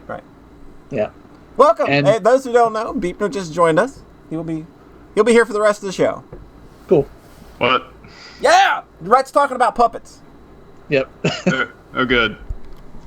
As I normally do. Yeah. Is he gonna give us a puppet show on webcam? It's not the kind of puppet show I'm sure you want to see. Oh, Jesus. I mean, I'm here for it. Oh. I'm here for it. I'm 100% here for Rhett's Dicks Tricks Hour. 5 stars. This Wow. is the party doll that has the butthole you can put penis into. So, however, between seasons 1 and 2, there's a movie. Oh, wait, for the... What? I didn't know about this. There are 2 Thunderbolt fantasy movies as well. Right now, it's season 1 movie, season 2 movie, and they're working on season 3 apparently, because the second movie only came out in like December. Are they summary movies? So here's the funny thing: is that they're not. What? So, the first movie. So I had no idea what this was going to be going into it. The first movie is a prequel focusing on a character known as the Screaming Phoenix Killer, which is I love a it. very great name. That's pretty good. He's So a great character too. Whose metalcore band name is that? So here's the funny thing, though. So like, this is a character I thought maybe didn't live up to their full potential in the season 1, and then I fucking loved this movie. Yes. I was like, oh, this is like by far my favorite part of this series so far. Right. Is his flashback story. There's just one huge little problem with it, is Yeah. that this is like a roughly 90-minute movie, Oh. and then his story, his flashback ends at about 45 minutes in. Oh no. And Rip. then there's the second half of the movie that is completely disconnected. Oh, weird. That's unfortunate. And then the second half of the movie is a little bridge between seasons 1 and 2. Okay. And it's just like, oh, I understand why, because like his story kind of like the Screaming Phoenix Killer, his story kind of continued on into season 1. Mm-hmm. So like, but like it's really frustrating because it's like, man, they had this opportunity to do this really great kind of standalone thing, and then it's just not actually that. Yeah, it's like this weird half step where they only released Yeah. half of End of Evangelion. I know, it's just like, man, if they had just followed through, like that first 45 minutes is just, it's so good. John, you gotta watch this. Excellent. I'm excited. And then the second half is a bridge between seasons 1 and 2 that kind of, it's not a recap movie, but they kind of recap season 1, but they do it in a very funny way, Okay. where it's a character that wasn't there telling what happened. Oh, So they're doing all these flashbacks from season 1, but they're wrong. I'm here for this. I fucking love this. So it's very silly. Like, this character is inserting themselves into events from season 1, but then also telling them completely wrong. See, I was hoping that's what, like back in the day, I was hoping that's what Metroid Zero Mission would be. Oh, yeah. Like Samus just telling this big glorious tale at the end, because like one of the ending shots is her at a bar drinking. I'm like, oh, she's just giving a real exaggerated version of this fucking story. Oh, that's funny. She just made up the whole fucking Zero Suit shit. That whole vibe of like over exaggerating the story is kind of what this side story is. That's awesome. So it's pretty funny, and then it has a nice little resolution. It's such a weird departure, because if you showed somebody this movie, they would be so confused, like, hey, how come this thing just does a 180 halfway through? Like, it just doesn't actually feel like a movie. It's really just 2 OVAs stick together. Right. Oh, gotcha. But yeah, so I'm going to keep going on season 2, and then I'll probably watch the second movie and then wait for season 3. Nice. I'm all the way in now, I guess. 'cause, This is not something I expected you to buy in on. I mean, I get it. his stuff is pretty good, and the whole puppet thing is just, it's so cute. gloriously dumb. Right. Oh, and so at the end of the movie, when they're doing the credits, it shows like behind the scenes footage, which is like super neat to see.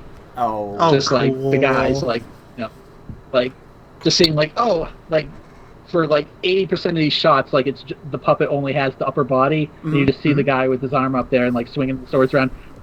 I don't know how the fuck they edit this show, because it's just like they have to do these incredibly short cuts to get the puppets to do exactly what they want when they're, you know, sword fighting each other. Yeah. So it's like, it gets a little bit like, you know, the Jason Bourne movies having like insanely fast editing, Yeah. like And loads of screen shake to hide constantly. shit. Like yeah, so this does screen shake, but it definitely does like shots that are easily like fractions of a second. Oh, So it's just wow. like, it just seems like such a monumental task to put this all together. And I think season 1 also kind of hides a lot of stuff as CG. In the season 2 opening, there's a very big puppet. So I think the big good. monster this time is not going to be CG. I'm Good. excited for that. Good, yeah, because that was the one little kind of aesthetic sad thing is that the big monster at the end of 1 is CG instead of a puppet. Yeah. Cool. It's the worm from Gwar. Yeah. So in the opening for season 2, it just looks like, oh, that's just a guy inside a puppet. It looks like that big. That's awesome. So guess I'll keep you updated on this series. This is the new saga. Oh god. Yeah. Cool. This show is pretty straightforwardly good. Right. I think. Yeah. I think that's the general impression that I get from just having read other opinions on it. I really like it. Yeah. It was one of your anime of the decade. Yeah. Yep. Oh, Even God. though fucking my anime list will not list this because they are putting their foot down and say it's not anime. Oh yeah. They're very. Even though, the entire staff basically Is it's all just a bunch. yeah. I mean, it's not anime, but it's so anime. close. It's so anime adjacent that it's just like you're just being a dick now. Because all the voice actors are, Yeah. people from the anime industry. Right. Like, I recognize a bunch of the voices. Mm-hmm. So, that's cool. That's cool. Cool. So, John, where were you going to leave off? Where did you leave us off? So I was basically like struck by lightning. I was having like Basically. this joyous time playing Resident Evil 4, just really having a good time because it's a great game, obviously. Right. And then I just stopped. Mm. And I haven't played a video game for 10 days. Oh my god. What is wrong with you? Except for Rhett's Mario Maker level, which was fun. You should play that it. I forgot about making by the time you finally played it. I got to it. I'm a good friend. I get around to it. Nice. No, it's just it was funny because I was like, oh right, I did do that like 2 weeks ago. I forgot about it. I really liked it. It was very fun. The one where you had to face away, was that too hard? It was the hardest one, but I still really enjoyed it. It was a cool puzzle. I liked it. Mm. So that was, like I said, it was definitely tricky, but I don't know how you could have made that less hard without it being boring. Right. Basically, it's a level where I use a lot of those tricks from Siege levels that are just like, Yes. touch the coin and you die, or look left and you die. So like, it's very generous with checkpoints because it will kill you if you do anything wrong. But The boss. So although it's the 7 Koopalings and they're all themed around the 7 deadly sins, so you have like coins spelling out this is the pride level, this is the wrath level. Oh wow. And the lust level is you fight Wendy and you can't look at her or the stage falls away. What the fuck? That's pretty good. It's very funny. So thank you for that very good level. Okay. That. So when you uploaded that, I assume you went for Wendy and then Sloth. so You had to do it in one go. So I did it in one go several times. You're right. I did definitely. Wendy was like the one I'd always go for first because she's by far the hardest. But because there's 2 checkpoints, to upload it, you would have to beat all 7 in one life 3 times. Oh god, that's very funny. So there's a very obscure dev exit. Why was there a? Oh, that's funny.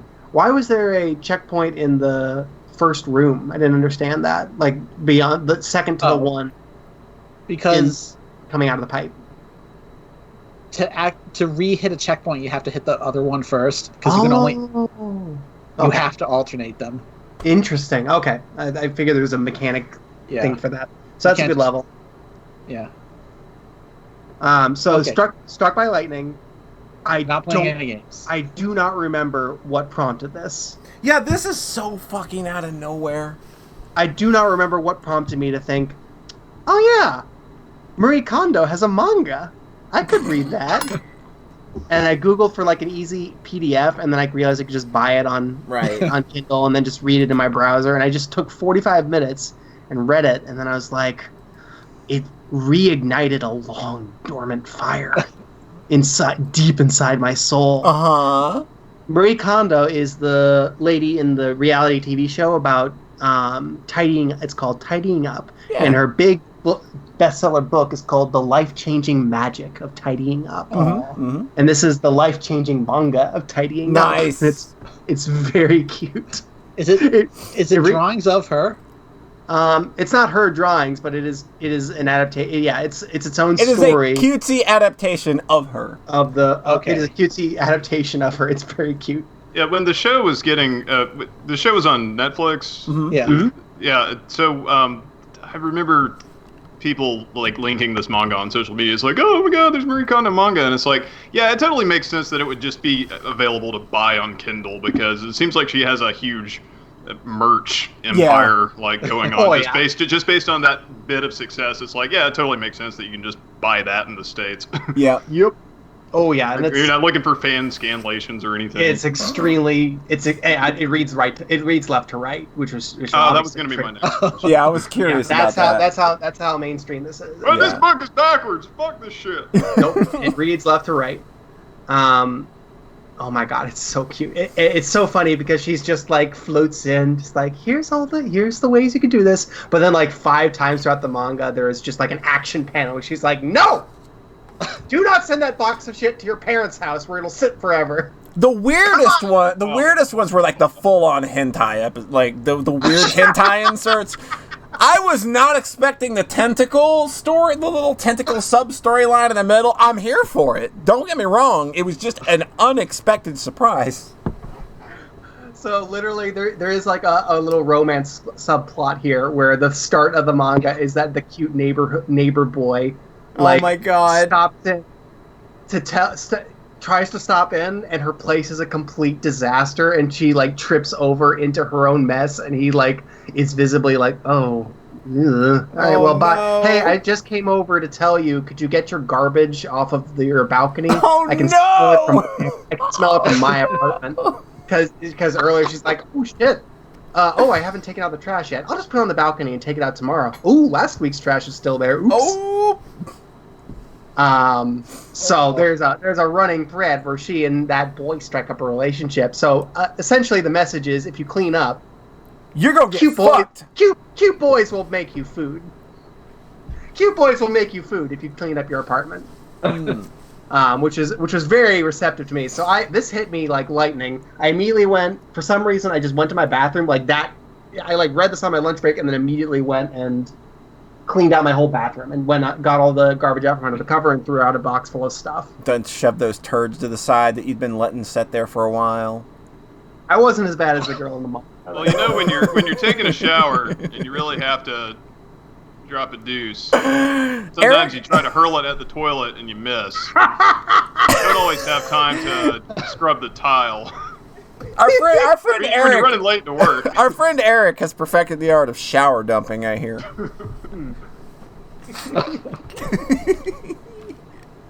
So the comic's adorable, and it got me. And then I did that, and then I finished work that day, and then I was like, I want to do more. Oh my. My whole kitchen, and it felt really good. Did you buy a maid outfit online I did not buy a maid. I think you really should have. I think it would have gotten you way more into the experience. Plus, you could be just extra horny afterward. I think that was more a thing for past John. It was maybe the maid outfit. Yeah, I remember buying a maid outfit specifically for that reason, and then it never happened. It just never happened. No. Oh well. It's still in my trunk, but yeah, we'll work on it. Maybe someday. Maybe someday. And then you're just gonna end up throwing it away because you tidied up and you're like, why the fuck There is you this maid go. outfit? There you go. There you go. This maid outfit sparked joy. It sparked joy. So her whole thing. So I was really into this kind of shit as a kid. I had like a bunch of little tidying up books I read and reread. Right. I would love doing like purges and like going through all my books and getting rid of stuff, going through all my clothes and getting rid of stuff.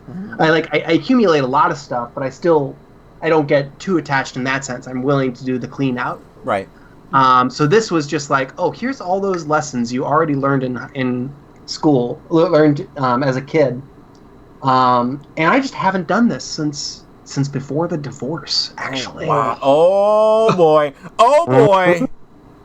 So the deal is that I moved like 3 times with Anna, and every time we did a big purge, and every time she would kind of like push me on what I should get rid of. Like, you don't really need that, right? Very specifically, John things. So we would keep things that she liked and get rid of things that I liked. And I think it just kind of burned me out on this thing that I was very passionate about, was tidying up and making my space my own and making it very Yeah, nice it space turned into a weapon. Yeah. You don't need that giant spider hanging from the bedroom ceiling, right? I am keeping my spider plushie. So like I had not. So this was like it was lighting this fire in me for this thing that I was already really passionate about as a kid, and it just consumed me. And it was immediately the weekend, and I just spent the whole weekend tidying. I went through all my books. I went through all my DVDs. I went through all my anime, and I brought 3 full bookshelves to 2 bookshelves. Oh, wow. I can get rid of one of my bookshelves now. Nice. So I'm gonna be doing that soon. The books were easy. I have Isaac Asimov books that I got in middle school. Holy shit! That I kept thinking, yeah, I'll read this someday. He's a I love science fiction. I'm a nerd. I'll read this someday.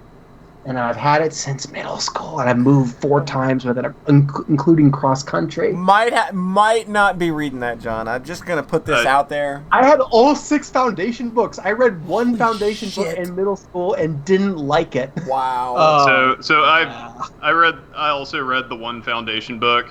Mm-hmm. I remember almost nothing about it. I took like 1 idea from it, and it's just like, oh yeah, this is one of those science fiction books. So it's like, hey, I have this really like wacky futurism idea.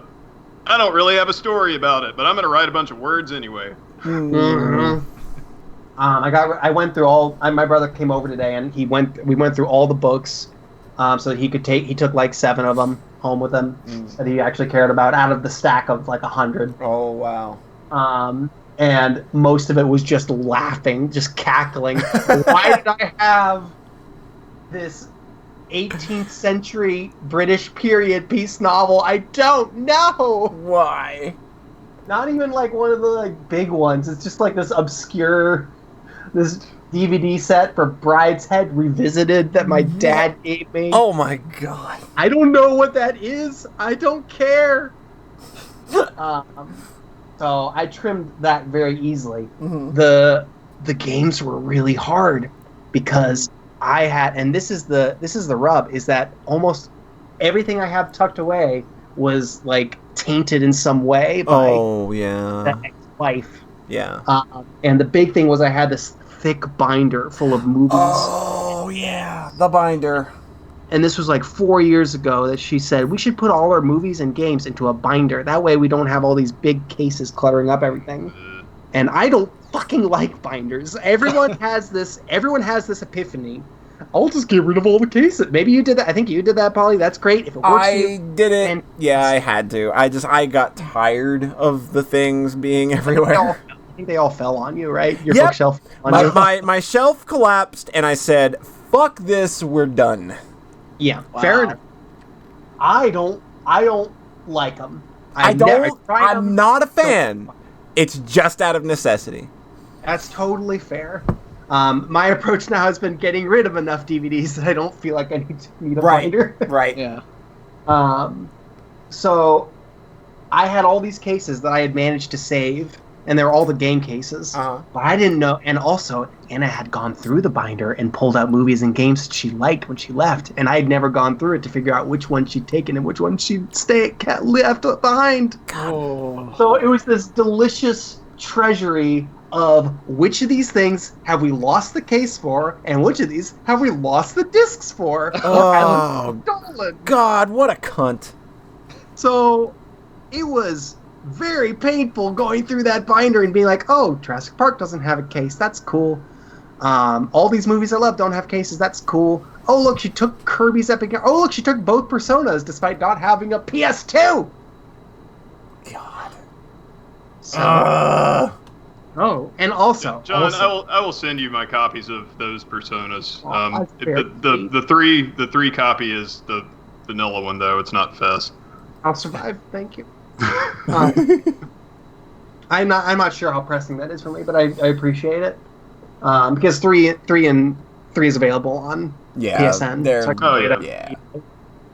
So Also, just as an added wrinkle, these are all of the games that we'd had since we were little kids, have with a PS2 and a GameCube. Because of course we were little children when we had a PS2. Yeah. We're not super old. Where PS2s were like an adult thing that you get. So a lot of the discs were really fucked up because we would just throw them around. Yeah. Just kind of leave them out of the cases. Just throwing them around, wiping your ass with them, all that fun stuff. I had this whole thing. All of my old video games that weren't PlayStation 4 games were wrapped in this binder of hate that was tied to A, ex-wife, B, God, guilt at being shitty kids, being cruel to our video games. Right?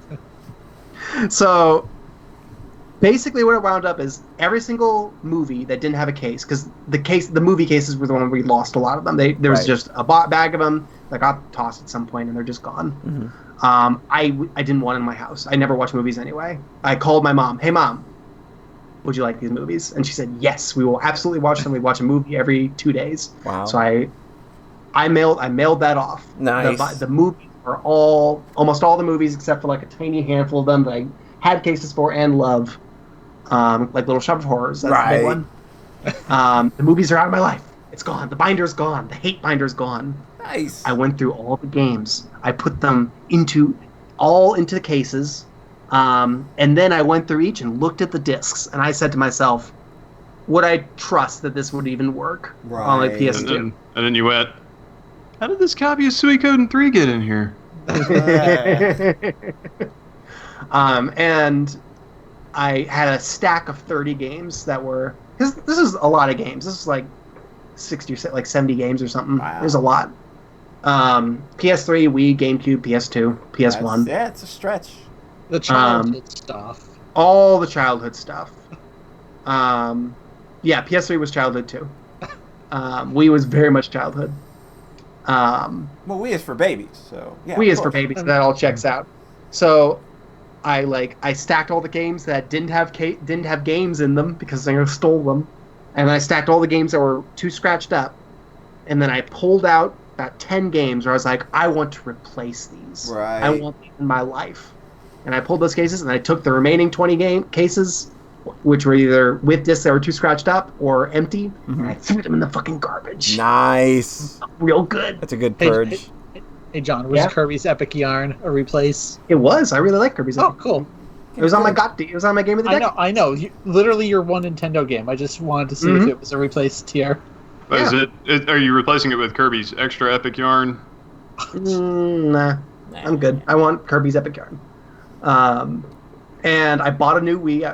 I pulled out the games. I thought I had a Wii, but nope. We'd given that to my brother apparently, and he had given it to a friend. So no Wii. So I ordered a new Wii. I had 2 PS2s. Neither worked. So I ordered a PS2, and I got that working yesterday. Nice. It didn't work at first. No. And then I cleaned the lens, and it started working. Nice. Almost everything. So when you mentioned you could play GameCube games again? Yeah, it's rare that I've ever seen that cleaning the lens thing work. It seems to this time. I think I have a feeling it's just staving off a death that's happening soon. More than likely. I can no longer play my PS2 games because I gave my PS2 away, and then my PS3 that could play PS2 games died, and now I have a PS3 that I got from somebody else that needs its lens cleaned because now it's not reading the disc that it will read, but it's not a backwards compatible one. I love it. Maybe there's a good thing to be said about digital video games. Yeah, maybe. Yeah. So the big thing is that I don't trust PS2 emulation now because I tried Devil May Cry and it ran at 80% speed and I played it for 3 hours not realizing I was playing with water. So I don't trust PS2 emulation, especially not before I get a new computer that's less than 8 years old. Yeah. So I'm ready I want to play PS2 games on PS2. Yeah. And now I have a shelf of Wii games, PS2 games, and PS3 games that all work, that are there, that have games, that have cases, and the games themselves are in good condition, and it feels so good, y'all. You know, that shelf you're going to throw out, you should keep it and just buy a bunch of titty statues to put on it. That's good advice. I said, John. I've still got plenty of room on the shelf. I've got like 2 more blank shelves that I can still fill with titty statues. Don't worry. I said the same thing to John. I was like, just think how much more room for Sakura you have now. Mm-hmm. The 4 Sakura figures do spark joy. Yes, so, I had a feeling that those were going to spark joy. I mean, along with a few other things, of course. Yeah.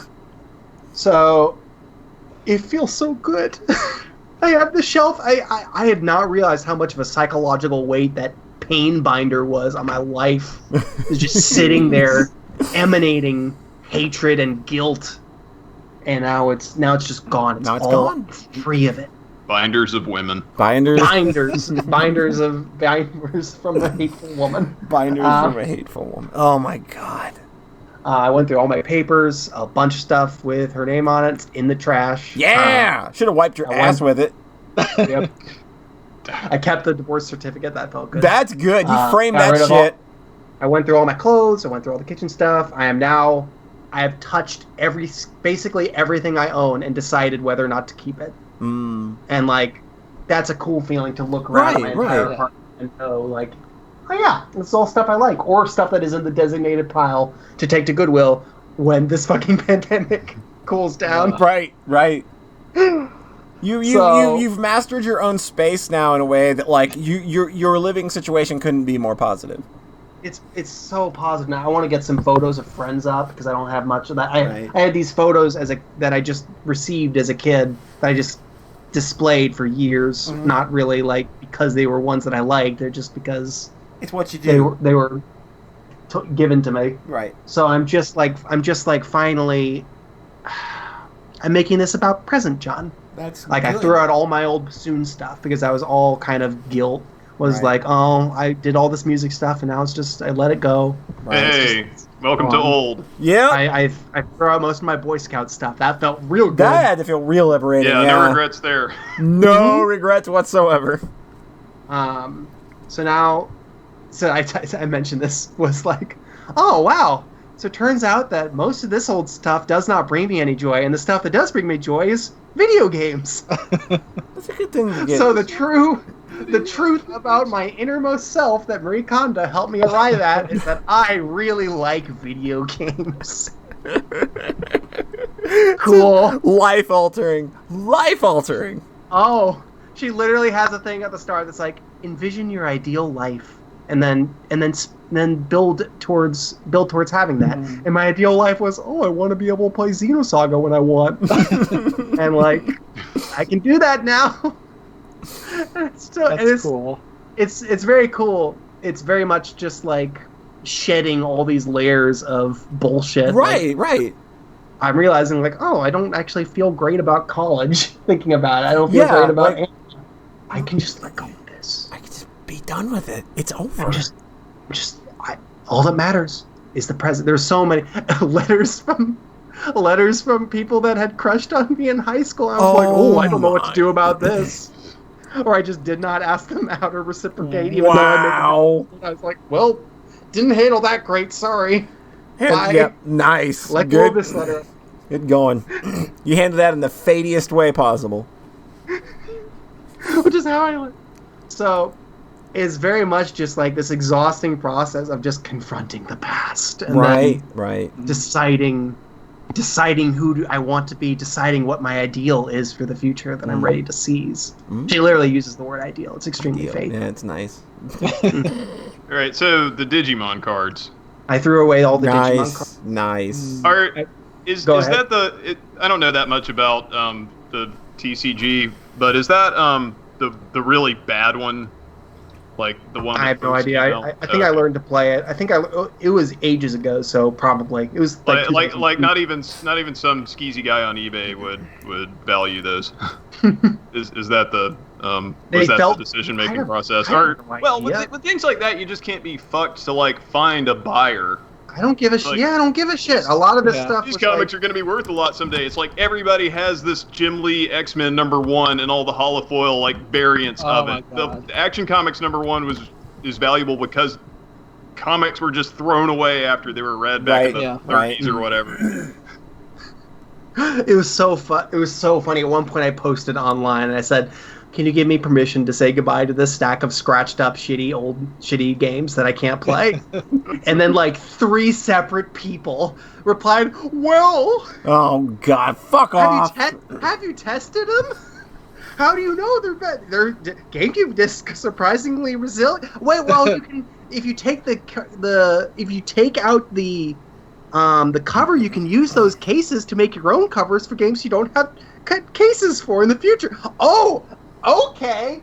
I'll just have a stack of empty PS2 cases in case I want to make my fucking custom box art for games in the future. That's a great idea. I need to see John Thayer's custom box art for Xenosaga Episode 1 now.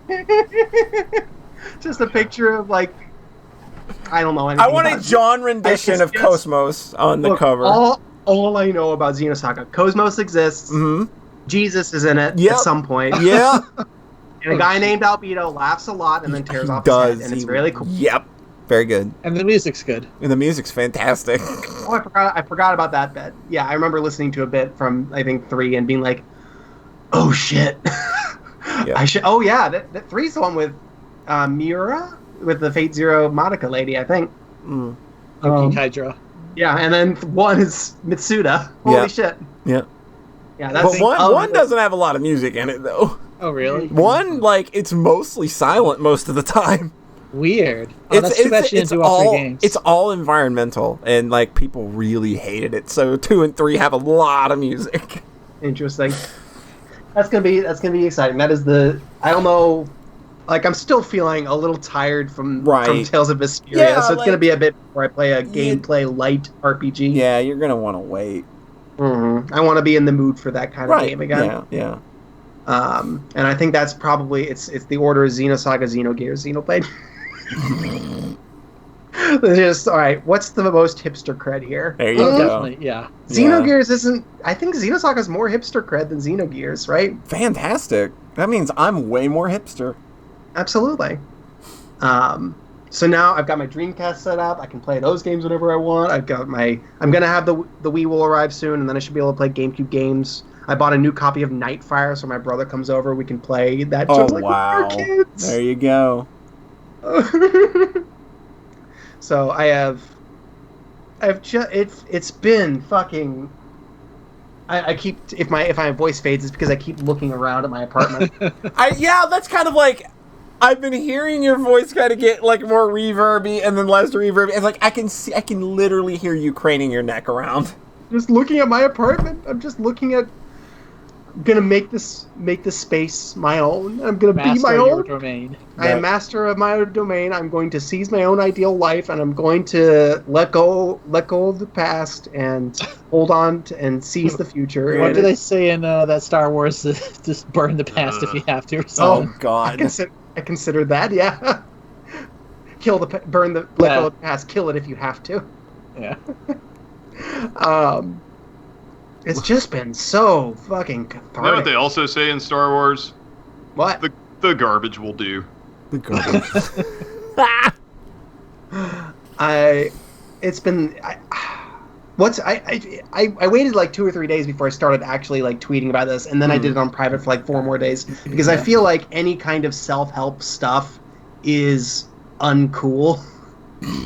It's John, like self-care is cool. You are literally the most uncool person I know. It would have been on brand for you to just post this day one.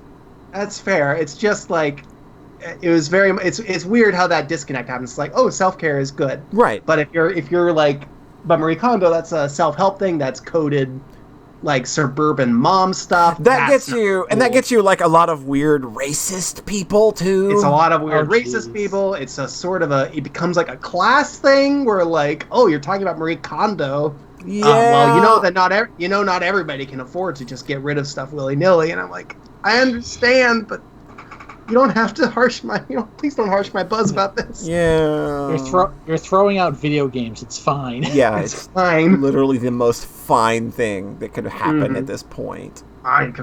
So it's sort of that's sort of a weird complexity thing of like, but I think it is completely a positive. However you get into it, if it's through the trendy bestseller, like this isn't any like groundbreaking advice here. It's literally just, hey, you don't need to keep a bunch of shit that doesn't make you happy or to do anything for you. Right. You can just let it go, and that will probably make your place a more peaceful, nice place to exist. There's more room for you stuff. There's more room for me. I ordered new stuff online. I ordered new. I got rid of cups that I hated, and then just ordered like 6 more of the cup that I love and use all the time. I never have enough of. Nice. I want to put up pictures of friends instead of like the old pictures. I want to actually make and frame my own pictures for once. Holy shit! I'm so happy, y'all. The last frontier, of course, is going through my computer stuff. It's gonna be a lot. I went ahead and Yeah. bought more Google Drive space so I can just upload stuff to the cloud because this hard drive is almost certainly on its way out. Oh no. That's the worst. So I want to back up all the stuff I care about. Thank you all for listening. This has been a very fun, nice journey to go on. It's been an interesting one to watch happen because I went through the same purging thing shortly after my dad died, and it was so immensely freeing to be rid of so many things that I didn't want, to be able to give things to people that sparked joy for them that no longer spark joy for me. It was just a nice thing to go through. So it does, like to be able to exert that kind of agency over your surroundings and make your place more for you is really, really nice. It's just like, it's such a positive feeling, and just because of the nature of it, it sort of forces you to confront things about yourself. It really does. Yeah. You don't expect that going in, but we should let you know to expect that if you go down this rabbit hole yourself. And that's why they call it the life-changing magic. Yep. Teddy. and I hope a cute boy makes me a pie. There we go. That's You're what I've been well taught on to your expect. way to cute boy pies. You should anyone. Is there literally any other way to word that? Nope. It literally ends with a cute boy making her up an apple pie. It's very sweet. Nice. And then she says, "This sparks joy," and then it ends, and it's like, "Oh, that's nice." And then she's like, "I'm gonna spark some joy tonight." Got a different kind of That pie. last hentai scene just kicks in. It's crazy. Is why you don't think that Neighbor Boy is as much of a kinkster as he ends up being. Holy shit.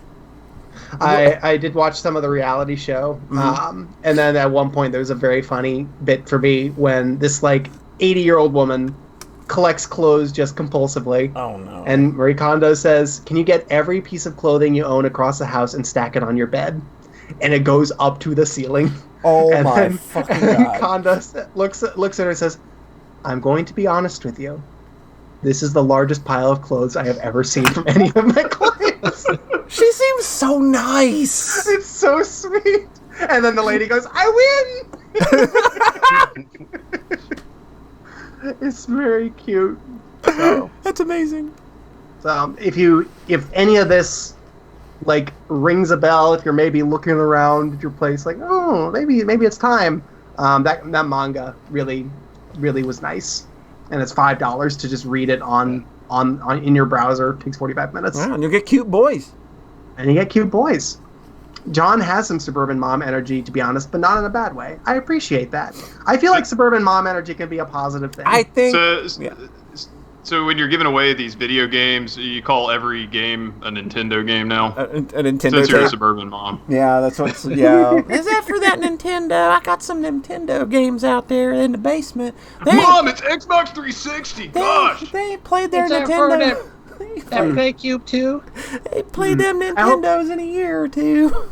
I hope that quip about like suburban mom energy didn't feel like mean. It's literally like that's the vibe I get sometimes. It's I know any exactly any what of you that. Yeah, it just feels like a lot of anything kind of painted by that. Yeah. There's self-care, and then there's, well, these are what self-absorbed people do obsessively. Right. Oh, these people exercise every day, and then they talk about it on social media. Must They're be so nice to have self-absorbed. money to exercise. So I think sometimes on the internet there's a little bit of a vibe of I'm miserable. Yeah. And we're talking about not being miserable. Yeah. There's definitely I did some not of get that. any of that actual ugliness online. This is all. I was this is all 100% here for this, watching this unfold. It was a very positive thing. Because, like I said, I had done it myself without the aid of manga. I didn't need manga to tell me to do it. But, yeah, it's like Tigger says, there's no Karens here, thankfully. Oh, shit, am I going to get kicked off Twitch for using a slur? Is somebody going to clip me using the word Karen and send that to Twitch? That's funny.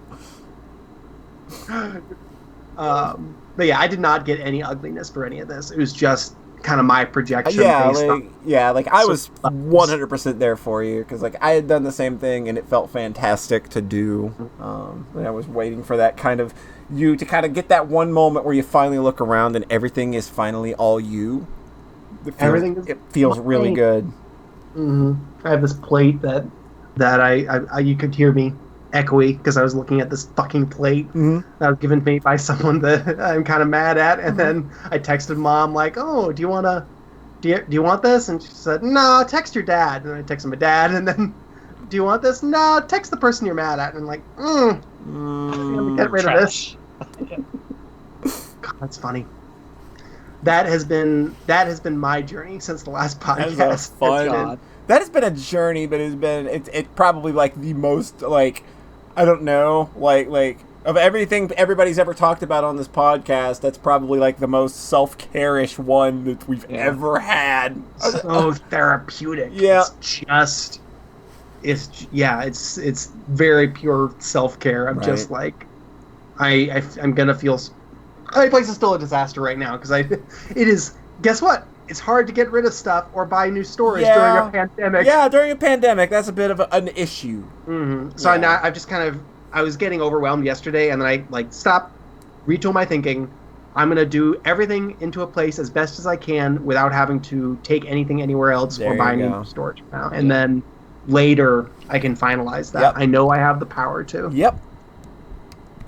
Awesome. Polly. Yo! Yeah, so let's get back off of this dumb self-help bullshit. I played a video game.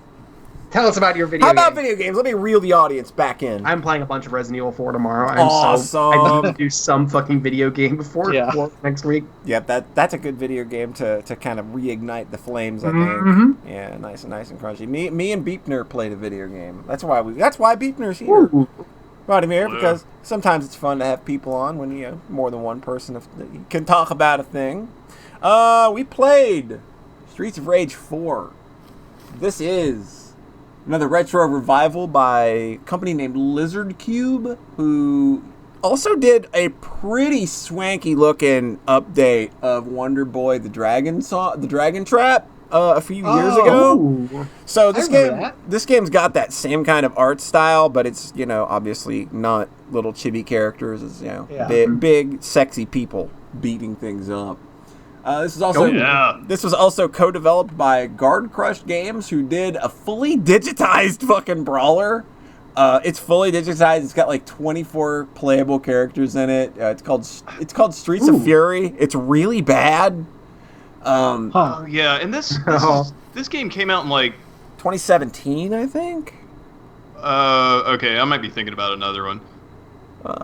There was an older one, like 2008 or something. But you see, it's like everybody makes those awkward like early Mortal Kombat game poses. Yeah. It's got Benzai from the one time that guy with the glasses stable was like added as a guest character because I think he kind of like talked about that game on his show, gave it some exposure. Oh God, that's right. Oh yeah, but yeah, like the thing is, the Mortal Kombat digitization thing doesn't work with HD cameras. It just looks bad. That's kind of the issue that game ran up against. That and the fact that it's just not very fun to play. So I didn't have them being so this game was kind of built on that engine, but they honed it and chipped away at it a lot to kind of make it more Streets of Ragey. And this game is it feels Streets of Ragey. It very much feels like Streets of Rage 2, in fact. Okay. Which, I mean, okay, that's the overrated one. You can say it. Streets of Rage 1 is the best one, obviously. I have a problem with them modeling this game off of Streets of Rage 2 for a few reasons. I thought that it was going to be, like, obviously the best one. That's the thing, is I think that everybody they sourced about this game and everybody they had test it and everybody they talked to about wanting to do a Streets of Rage game is just like, just do Streets of Rage 2 again. And that's kind of what they modeled this game after. Like, it basically looks, feels, and plays pretty much note for note. Like Streets of Rage 2? Like Streets of Rage 2, which, to me, I feel that taking out the evolutionary step that Streets of Rage 3 had kind of makes this game feel like a not sequel. Huh. Like, Streets of Rage 3 had, like, a new special move system where you could, like, use moves at the expense of not having to blow your life to do it. It also had, like, special moves for weapons, special blitz attacks. It had running and rolling, which greatly increased the pace of the game. Guess what? These games, when they play really fast, are kind of fun. So even if Streets of Rage 3, not the most fondly remembered game in the series, I think that to throw all of its innovations out is kind of like throwing the baby out with the bathwater. Maybe. Where are you at on this, Beepner? Because, like, I know that, like, going into this, like, I knew that they were using Streets of Rage 2 as the model, and that kind of tempered my expectations a bit, because I like Streets of Rage 2 a whole fucking lot. I don't want to just play it again, though. Yeah, that makes sense to me. You know, I will say that my opinion of 2 has kind of mellowed over the years. It's a very slow game. Yes. It's very plodding, and most of the time, I don't feel like finishing it in one sitting. Oof. I can still finish it. I can still finish it in a sitting. Yeah, it's a chunk. It's a little bit of a chunk longer than 1, right? Yeah, it's a little. Yeah, like the levels are a lot longer. Like the stage 3 is like 12 fucking scenes. When I was playing Streets of Rage 2 on the regular, I was more so like playing it on either hard or mania. Yeah. And in doing that, you can front load a lot of extra lives. Yep. And in recent times when I've revisited, it's like, oh yeah, let me bump the difficulty back up. Oh, well, this isn't where I was when I was playing it every other day. Yeah. This is way too hard for me. I'm gonna go play something else right now. Right. So yeah, not being able to dash in 4, kind of poopy unless you're playing as Cherry. Yeah, Cherry typically has a dash. Yeah. Or run. Yeah. Adam also has like a little hop forward. That feels really good.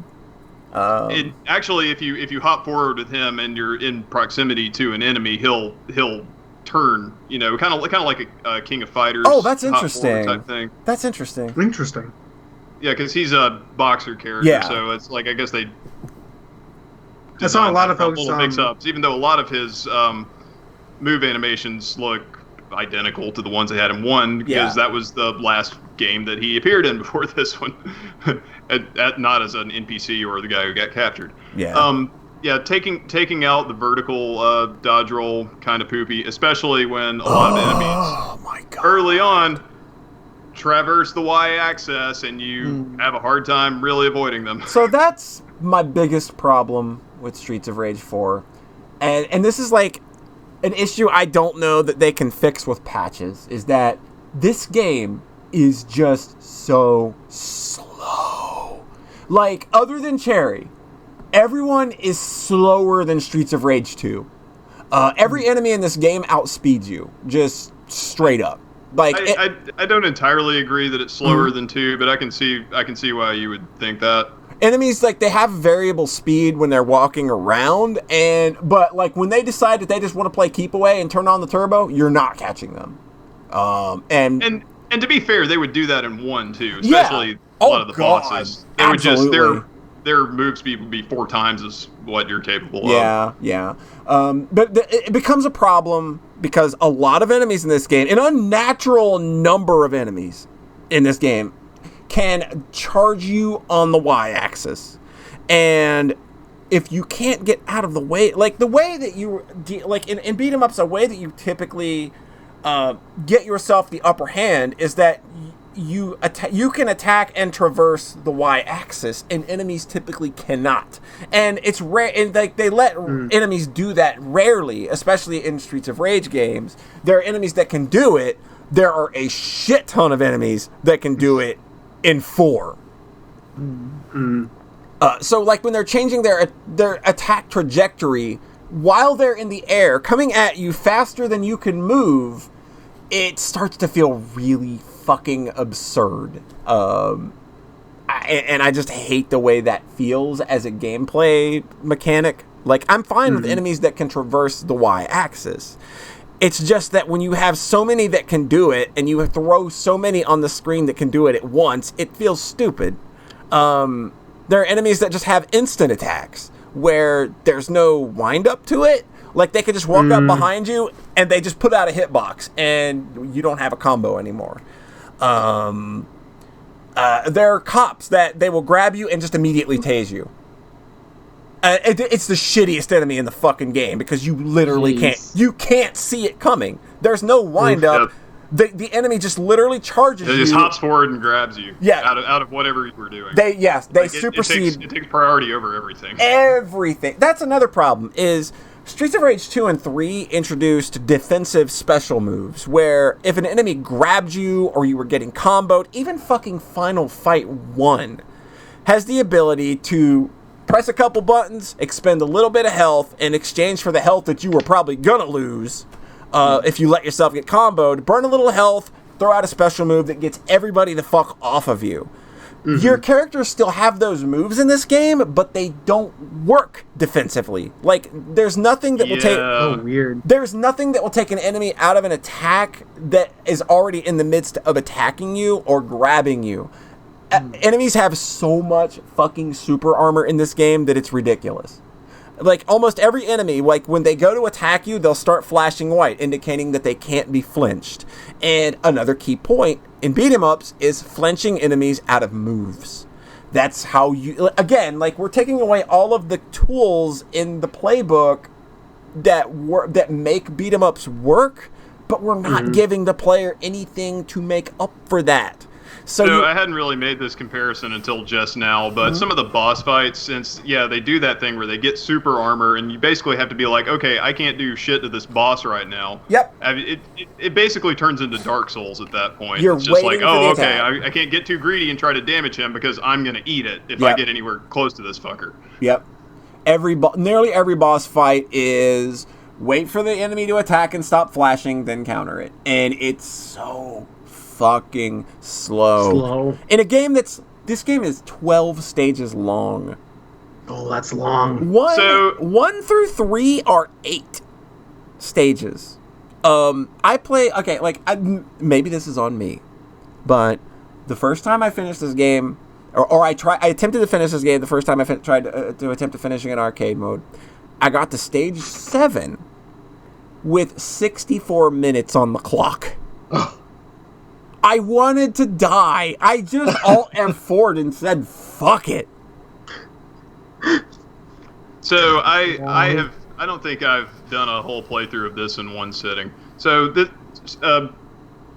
like I said earlier, if you're playing like 2 or 3, this kind of doesn't apply to 1 because 1 you'll just get killed before you ever amass a ton of lives. But with those games, it's like it's one of those games where you kind of memorize the early stages and front load a bunch of extra lives because you're going to lose a bunch of them in the later stages.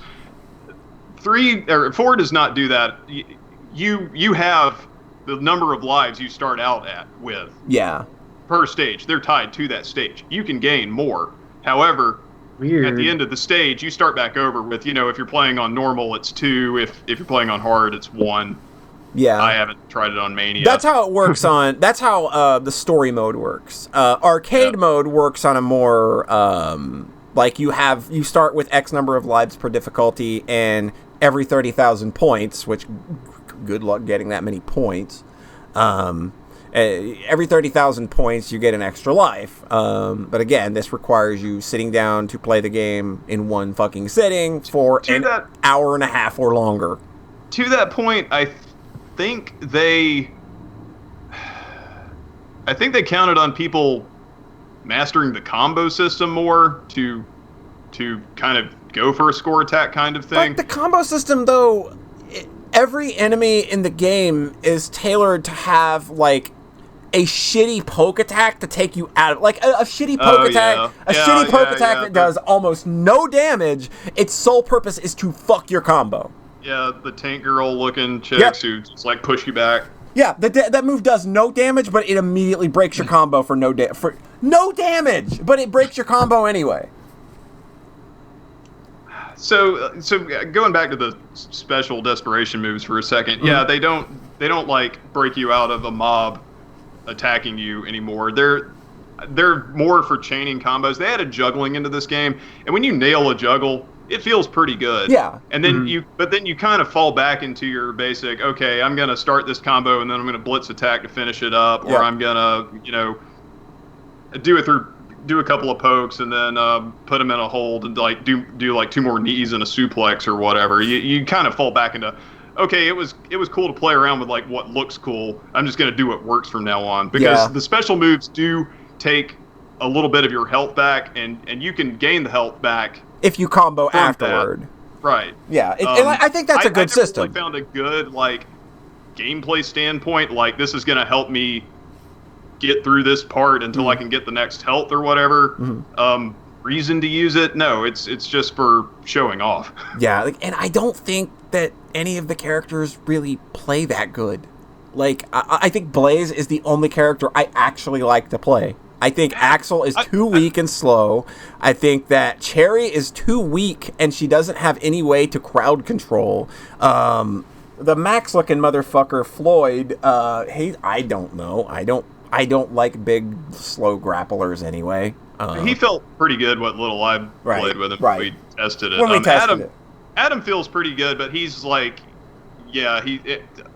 again, you're going to fall into doing the same 3 like set combos over and over. Yeah, that's typically like I've watched people play, and it's always like attack, blitz, special, and then combo to get the energy back. And that's kind of like, and it's hard to talk about the things that you don't like about this game with people that are playing it, because like it's just a matter of the design decisions not gelling with. Like, I don't think that this is a bad game. God bless you if you like it, but there are so many things that feel divorced from what make beat-em-ups fun, and they take so much power away from the player, and they don't give you anything to really make up for it. And trying to like talk about that is really hard, because this game already has that community of get good. It sounds extremely technical. Also, it's technical in that it's not technical at all, because because this game has infinites out the ass, and that's how these people play the game. Is they just do the cheesy infinite combo, and like, oh well, you're just not playing it right. But then why is the dev actively talking about patching out these infinite combos? My opinion of it is probably more rosy than Polly's. I like the game. I could see why it has some glaring problems that after a while I kind of adapted to, and then like when Polly and I streamed it, she was like, wow, what, like these the Garnet fuckers, Garnet and Diamond, whatever the names are. They do the jumping kick, traverses the y-axis. It's like a homing missile. It's like, I could see why you could play this and be like, wow, I'm not having fun. Fuck this game. Yeah.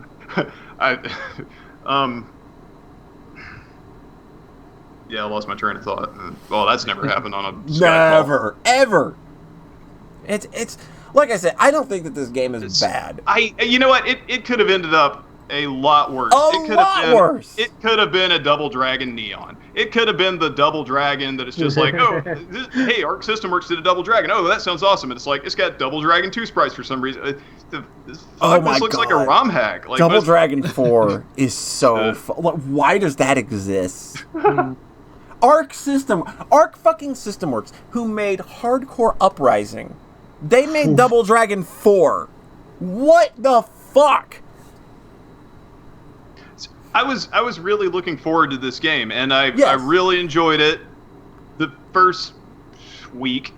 Like, I enjoy this game for the first 5 stages.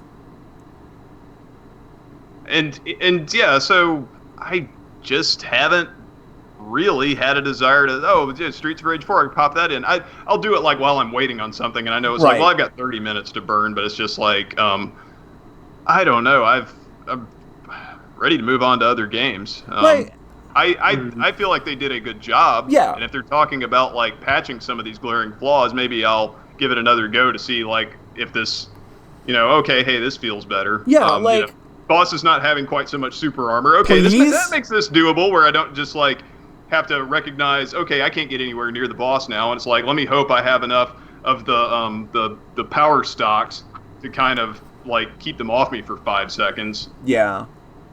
But The fucking police commissioner boss is fuck. inexcusable. I mean, he does the Rugal Bernstein thing where you can see he's about to do the move. He flashed, and you can't do anything to save yourself because he literally flies across the screen, grabs you, and slams you into the wall. Yeah, and he will pull you out of any animation you are in.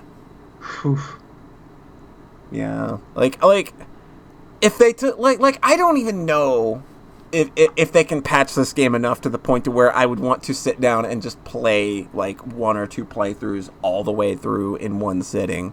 I feel like that's the kind of thing where if you put it on easy, it would be too easy. Yeah, it is. It is actually way too easy on easy. And I feel like it's on normal. It's just like enough challenge. It's almost there, but some of the bullshit pushes it over a little bit. I mean, I had a couple of bosses where I had to start over, especially like at the last fight. Like I didn't finish that the first time. Right. I didn't just because.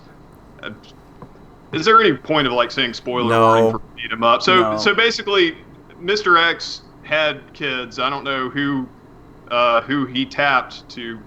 You know what? I think actually it was when his brain was in a jar. They're like, well, let's just get his DNA and make some clones. Yeah. Anyway, so it's Mr. and Mrs. Y. And they're so good. Oh my God. I love them. I love the Y siblings, okay? Mr. Y is anime husbando. He's awesome. He does this awkward laugh thing, which kind of mirrors, Mr. X's laugh in the boss fight. Yeah. I don't know if he does the laugh in 1. He definitely does it in 2. He does it in both of them, yeah.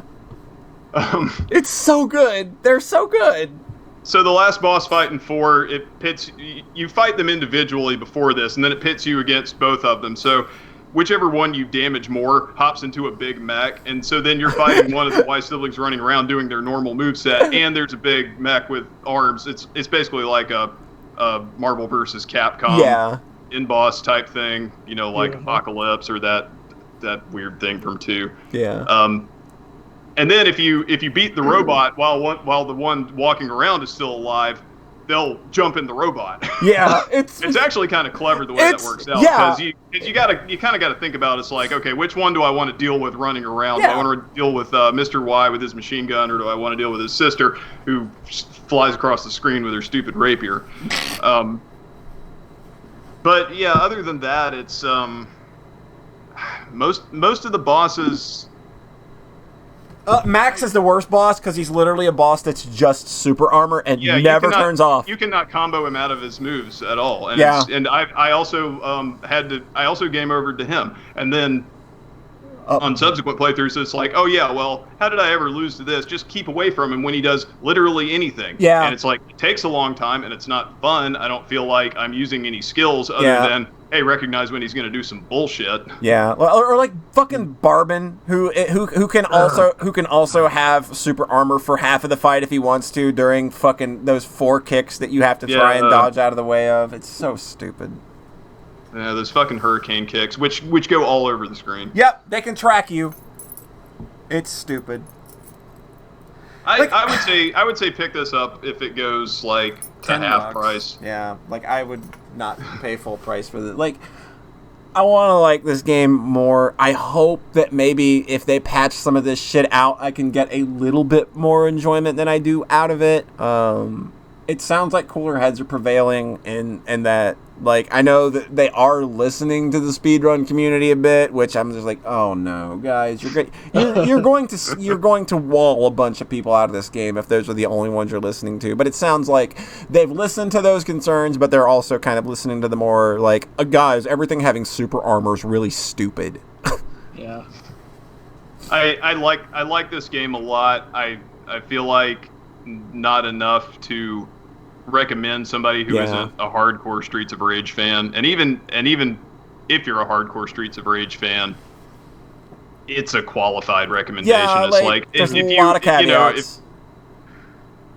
If you don't like dealing with bullshit that just totally takes away all your agency as a player, then maybe stick to 2. Yeah. Or even 3. Like 3. I'll throw that out there. It's like I've softened on 3 over the years. Yeah, like I think 3 is a fine game. I think that it suffers a bit from like its level design is just having way too many parts where it's just like you're stopped in one place for way too long. I think that they just throw too many enemies at you in one area and don't move There's the a level lot of along. there's a lot of Easter eggs in 4. There is. There's a lot of little background details. There's the whole thing where you use the taser on an arcade machine. It takes you to a classic stage. Yeah, like how the hell how the hell do people figure that out? I didn't know about that until you showed me. There's this cool cutscene where when you fight Estelle, the cop chick. Yeah. And she you get her down to like half health, and then she requests backup, and it does the Streets of Rage comic 1 book cut panels of the cop car from Streets of Rage 1 that fires a bazooka. So then now there's a stage hazard where a shell will come into the screen and like make a little fire ring around. So yeah, you got to watch out for those. Like, and then like there's moments of genius in this game where like that's super smart. Like to pull in that old reference and to like have Estelle kind of be this new cool standout character who's like she's a cop, but she doesn't necessarily know that she's kind of like not doing the right thing right now, and like I think she's probably going to end up being a DLC character too. And she has Terry Bogard's crack shoot. Crack shoot, yeah. Like there's I think she also does this kick that looks like a Joe Higashi move. Yep. Yeah, don't jump against her ever. Oh she God, will just knock no. you out of the air. She has total air dominance. Like there's stuff I like about this game. I'm not gonna throw this game in the trash the way that I have like other games on this show in the past. There are things that I like about it, and I think that it can be salvaged if the right decisions are made post launch. It's really fun to grab projectals out of the air and throw them back. Yeah, especially that feels good. With the chemical jars or the grenades. That's fantastic. Just tossing bombs back, tossing grenades back at characters and just blowing them out of their own shit. That shit's fun. Like I said, fun moments. I just wish there was more of it, and I wish the game was more consistent. Yeah, the whole thing about the level length too is like some of the levels are really short. It's like some of these could have been consolidated. Yeah. Or trim the fat a little bit. I think stage 1 is too long. Really? The first time I finished stage 1, it was like 12 minutes. Like, I think that's a little long. It probably could have pulled in a little bit. I just, apropos of nothing, I hate the kickboxing guys. I mean, not because they're annoying and not because they block too much and have no chip damage or guard crush or anything. They just use them too fucking much. And so it's like, they're everywhere. Was there not another enemy sprite that you guys had like close to being done? It's like the ninjas in Streets of Rage 3. They get overused. Oh god, those fucking. All right, I take it back. Streets of Rage 3 sucks. Don't play it. You reminded me of the worst enemy in the game. They're so bad, and they're do that fucking. Flip, and it's like they're basically invincible, like when they have the sword or the kunai. Oh, it's so bad. It's so bad. I mean, yeah, I'm with Biebner in that, like, I recommend this game only to Streets of Rage fans and with with all the caveats mentioned so far. As of May 24th, I'm not 100% where this game's at. It's very flashy though. It's very pretty. Oh yeah, no, it's like clearly a lot of love went into this, like, and it's not even like a way forward game where a lot of love went into it, but it's everything about the game part of it. Is bad and not if fun. Way Forward would have made this, it would have been way worse. But we might have gotten Shantae as a DLC character, and probably Shovel Knight because he's in every. Yeah. But yeah, like it's not a bad game. It's not the game that I wanted it to be. But it's very clear that the team behind it cares a lot. They didn't just throw this together. They just had a different idea for what a Streets of Rage game should be, and I'm just not 100% with them right now. Guess that's where I would put my final assessment so far. But hey, maybe maybe some of the patch stuff will clear things up. Like, I'm willing to give this game another shot down the road. God bless you if you love it. But I won't be. Sonic Mania, do you think? That's sort of what I'm okay. Sonic Mania looks like Sonic Mania plays competently. Yeah. Like, and again, it looks like a lot of love into it. I just don't feel like playing it. I have no compelling reason to play it over, say, Sonic 3 and Knuckles. Right. So I would put this above Sonic Mania. Yeah. Okay. As far as retro revivals go, I mean, completely different. I am not a fan of Sonic Mania, so that's positive. It sounds like both of those games have the same issue of just being way too long for a single playthrough. Yeah. People seem like- to have kind of lost a lot of that art there of like, hey, Yeah. this is supposed to be kind of arcadey. Because dollar value equates to Yeah, game and I think now. that we have those kind of sentiments and shitty forums that have led to this kind of being the problem. And like Streets of Rage, it doesn't need to be more than 8 stages. Like 8 stages for Streets of Rage 2 is almost too much because one of those stages is like 15 screens. Yeah, Streets of Rage 2 is almost over an hour long. Like on long plays. Yeah. It's very long for a beat 'em And up. for a 16-bit action game, that's plenty length. I mean, like Gunstar Heroes, Yeah. Shinobi, an hour's fine, and that's probably as An much as you hour want to is sit on your probably ass. an hour is maybe too much in Yeah. a lot of these games, I think. So like even this one sounds like going 12 stages, going further than that. Yeah. Yeah. That's probably like the thing you all have said that's kind of struck me the most is like, yeah, I've played a lot of action games lately where I'm just like, boy, I wish this was 40 minutes or something. Yeah, like if this game was just like 45 minutes or something, like fine. But it's way too long. There's so much stop and wait for things to happen because you can't do anything. Like that just gets on my nerves. That's more than fair. Yeah. But yeah, like that. Yeah, a weird way to recommend a game, but yeah, that's just kind of like the way you have to do it, I guess. So it's okay to have conflicted feelings about it. Yeah. So is that a podcast? Did we do it? I think so. Yep. We did it. Beepner, I want to thank you for being a good sport. And, like, I know asking you to fucking jump on the fucking awful monster that is Skype at the last minute. I had no idea I was going to invite you on until I think it's pretty much a feature at this point. Is like if you want to use Skype, you have to reinstall it. Like it's a I have it's that a experience. requirement. Yeah, it's but you were a good sport. You got on, and I really appreciate you taking the time to do so. I hope it wasn't too much of a pain in the ass to do so. Yeah, I powered through it. Yeah. You pooted. Good job. I pooted. Is there anything you want to plug or anything? And where can our folks on the fine old internets find you? I don't know. I'm on Twitter, Beepner. I might give a follow back. He might. I rarely. He rarely does. But hey, if you say something that makes me laugh, I'll maybe or post some titty art. You should. You know what? The funniest motherfucker on Twitter award goes to Beepner. So if you want your Twitter feed to be delightful on a daily basis with very funny musings, Beepner is the guy to follow. Delightful. When I'm not just wallowing in misery. That's most of it. Like that's literally all of us, though.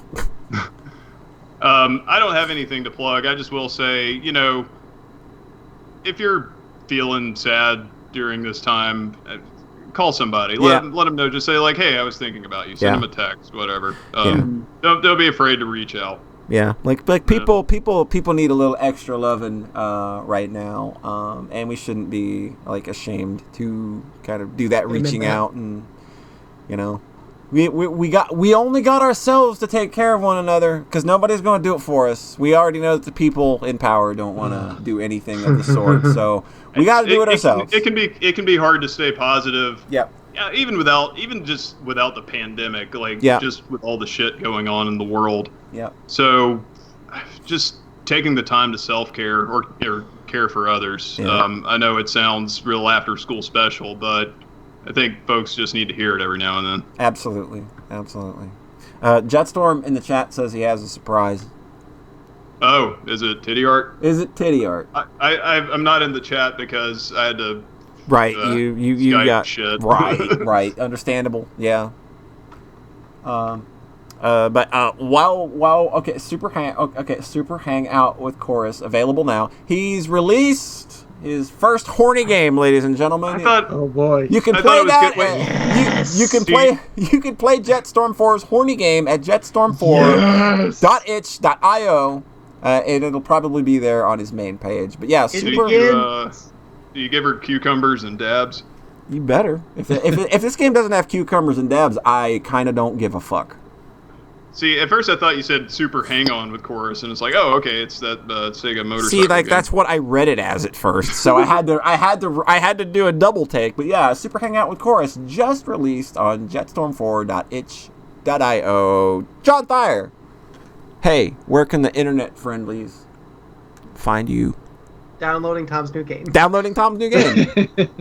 Right. Okay. Farawaytimes.itch.io. Rhett, where can our internet netizens find you? Downloading Helltaker. There you go. It's a good video game. It ain't got no titty in it, but it's got implied and imagined a titty, like you wouldn't imagine. Yeah, that can be good too. That's very good. Yeah. And of course, want to thank everybody. I might play that.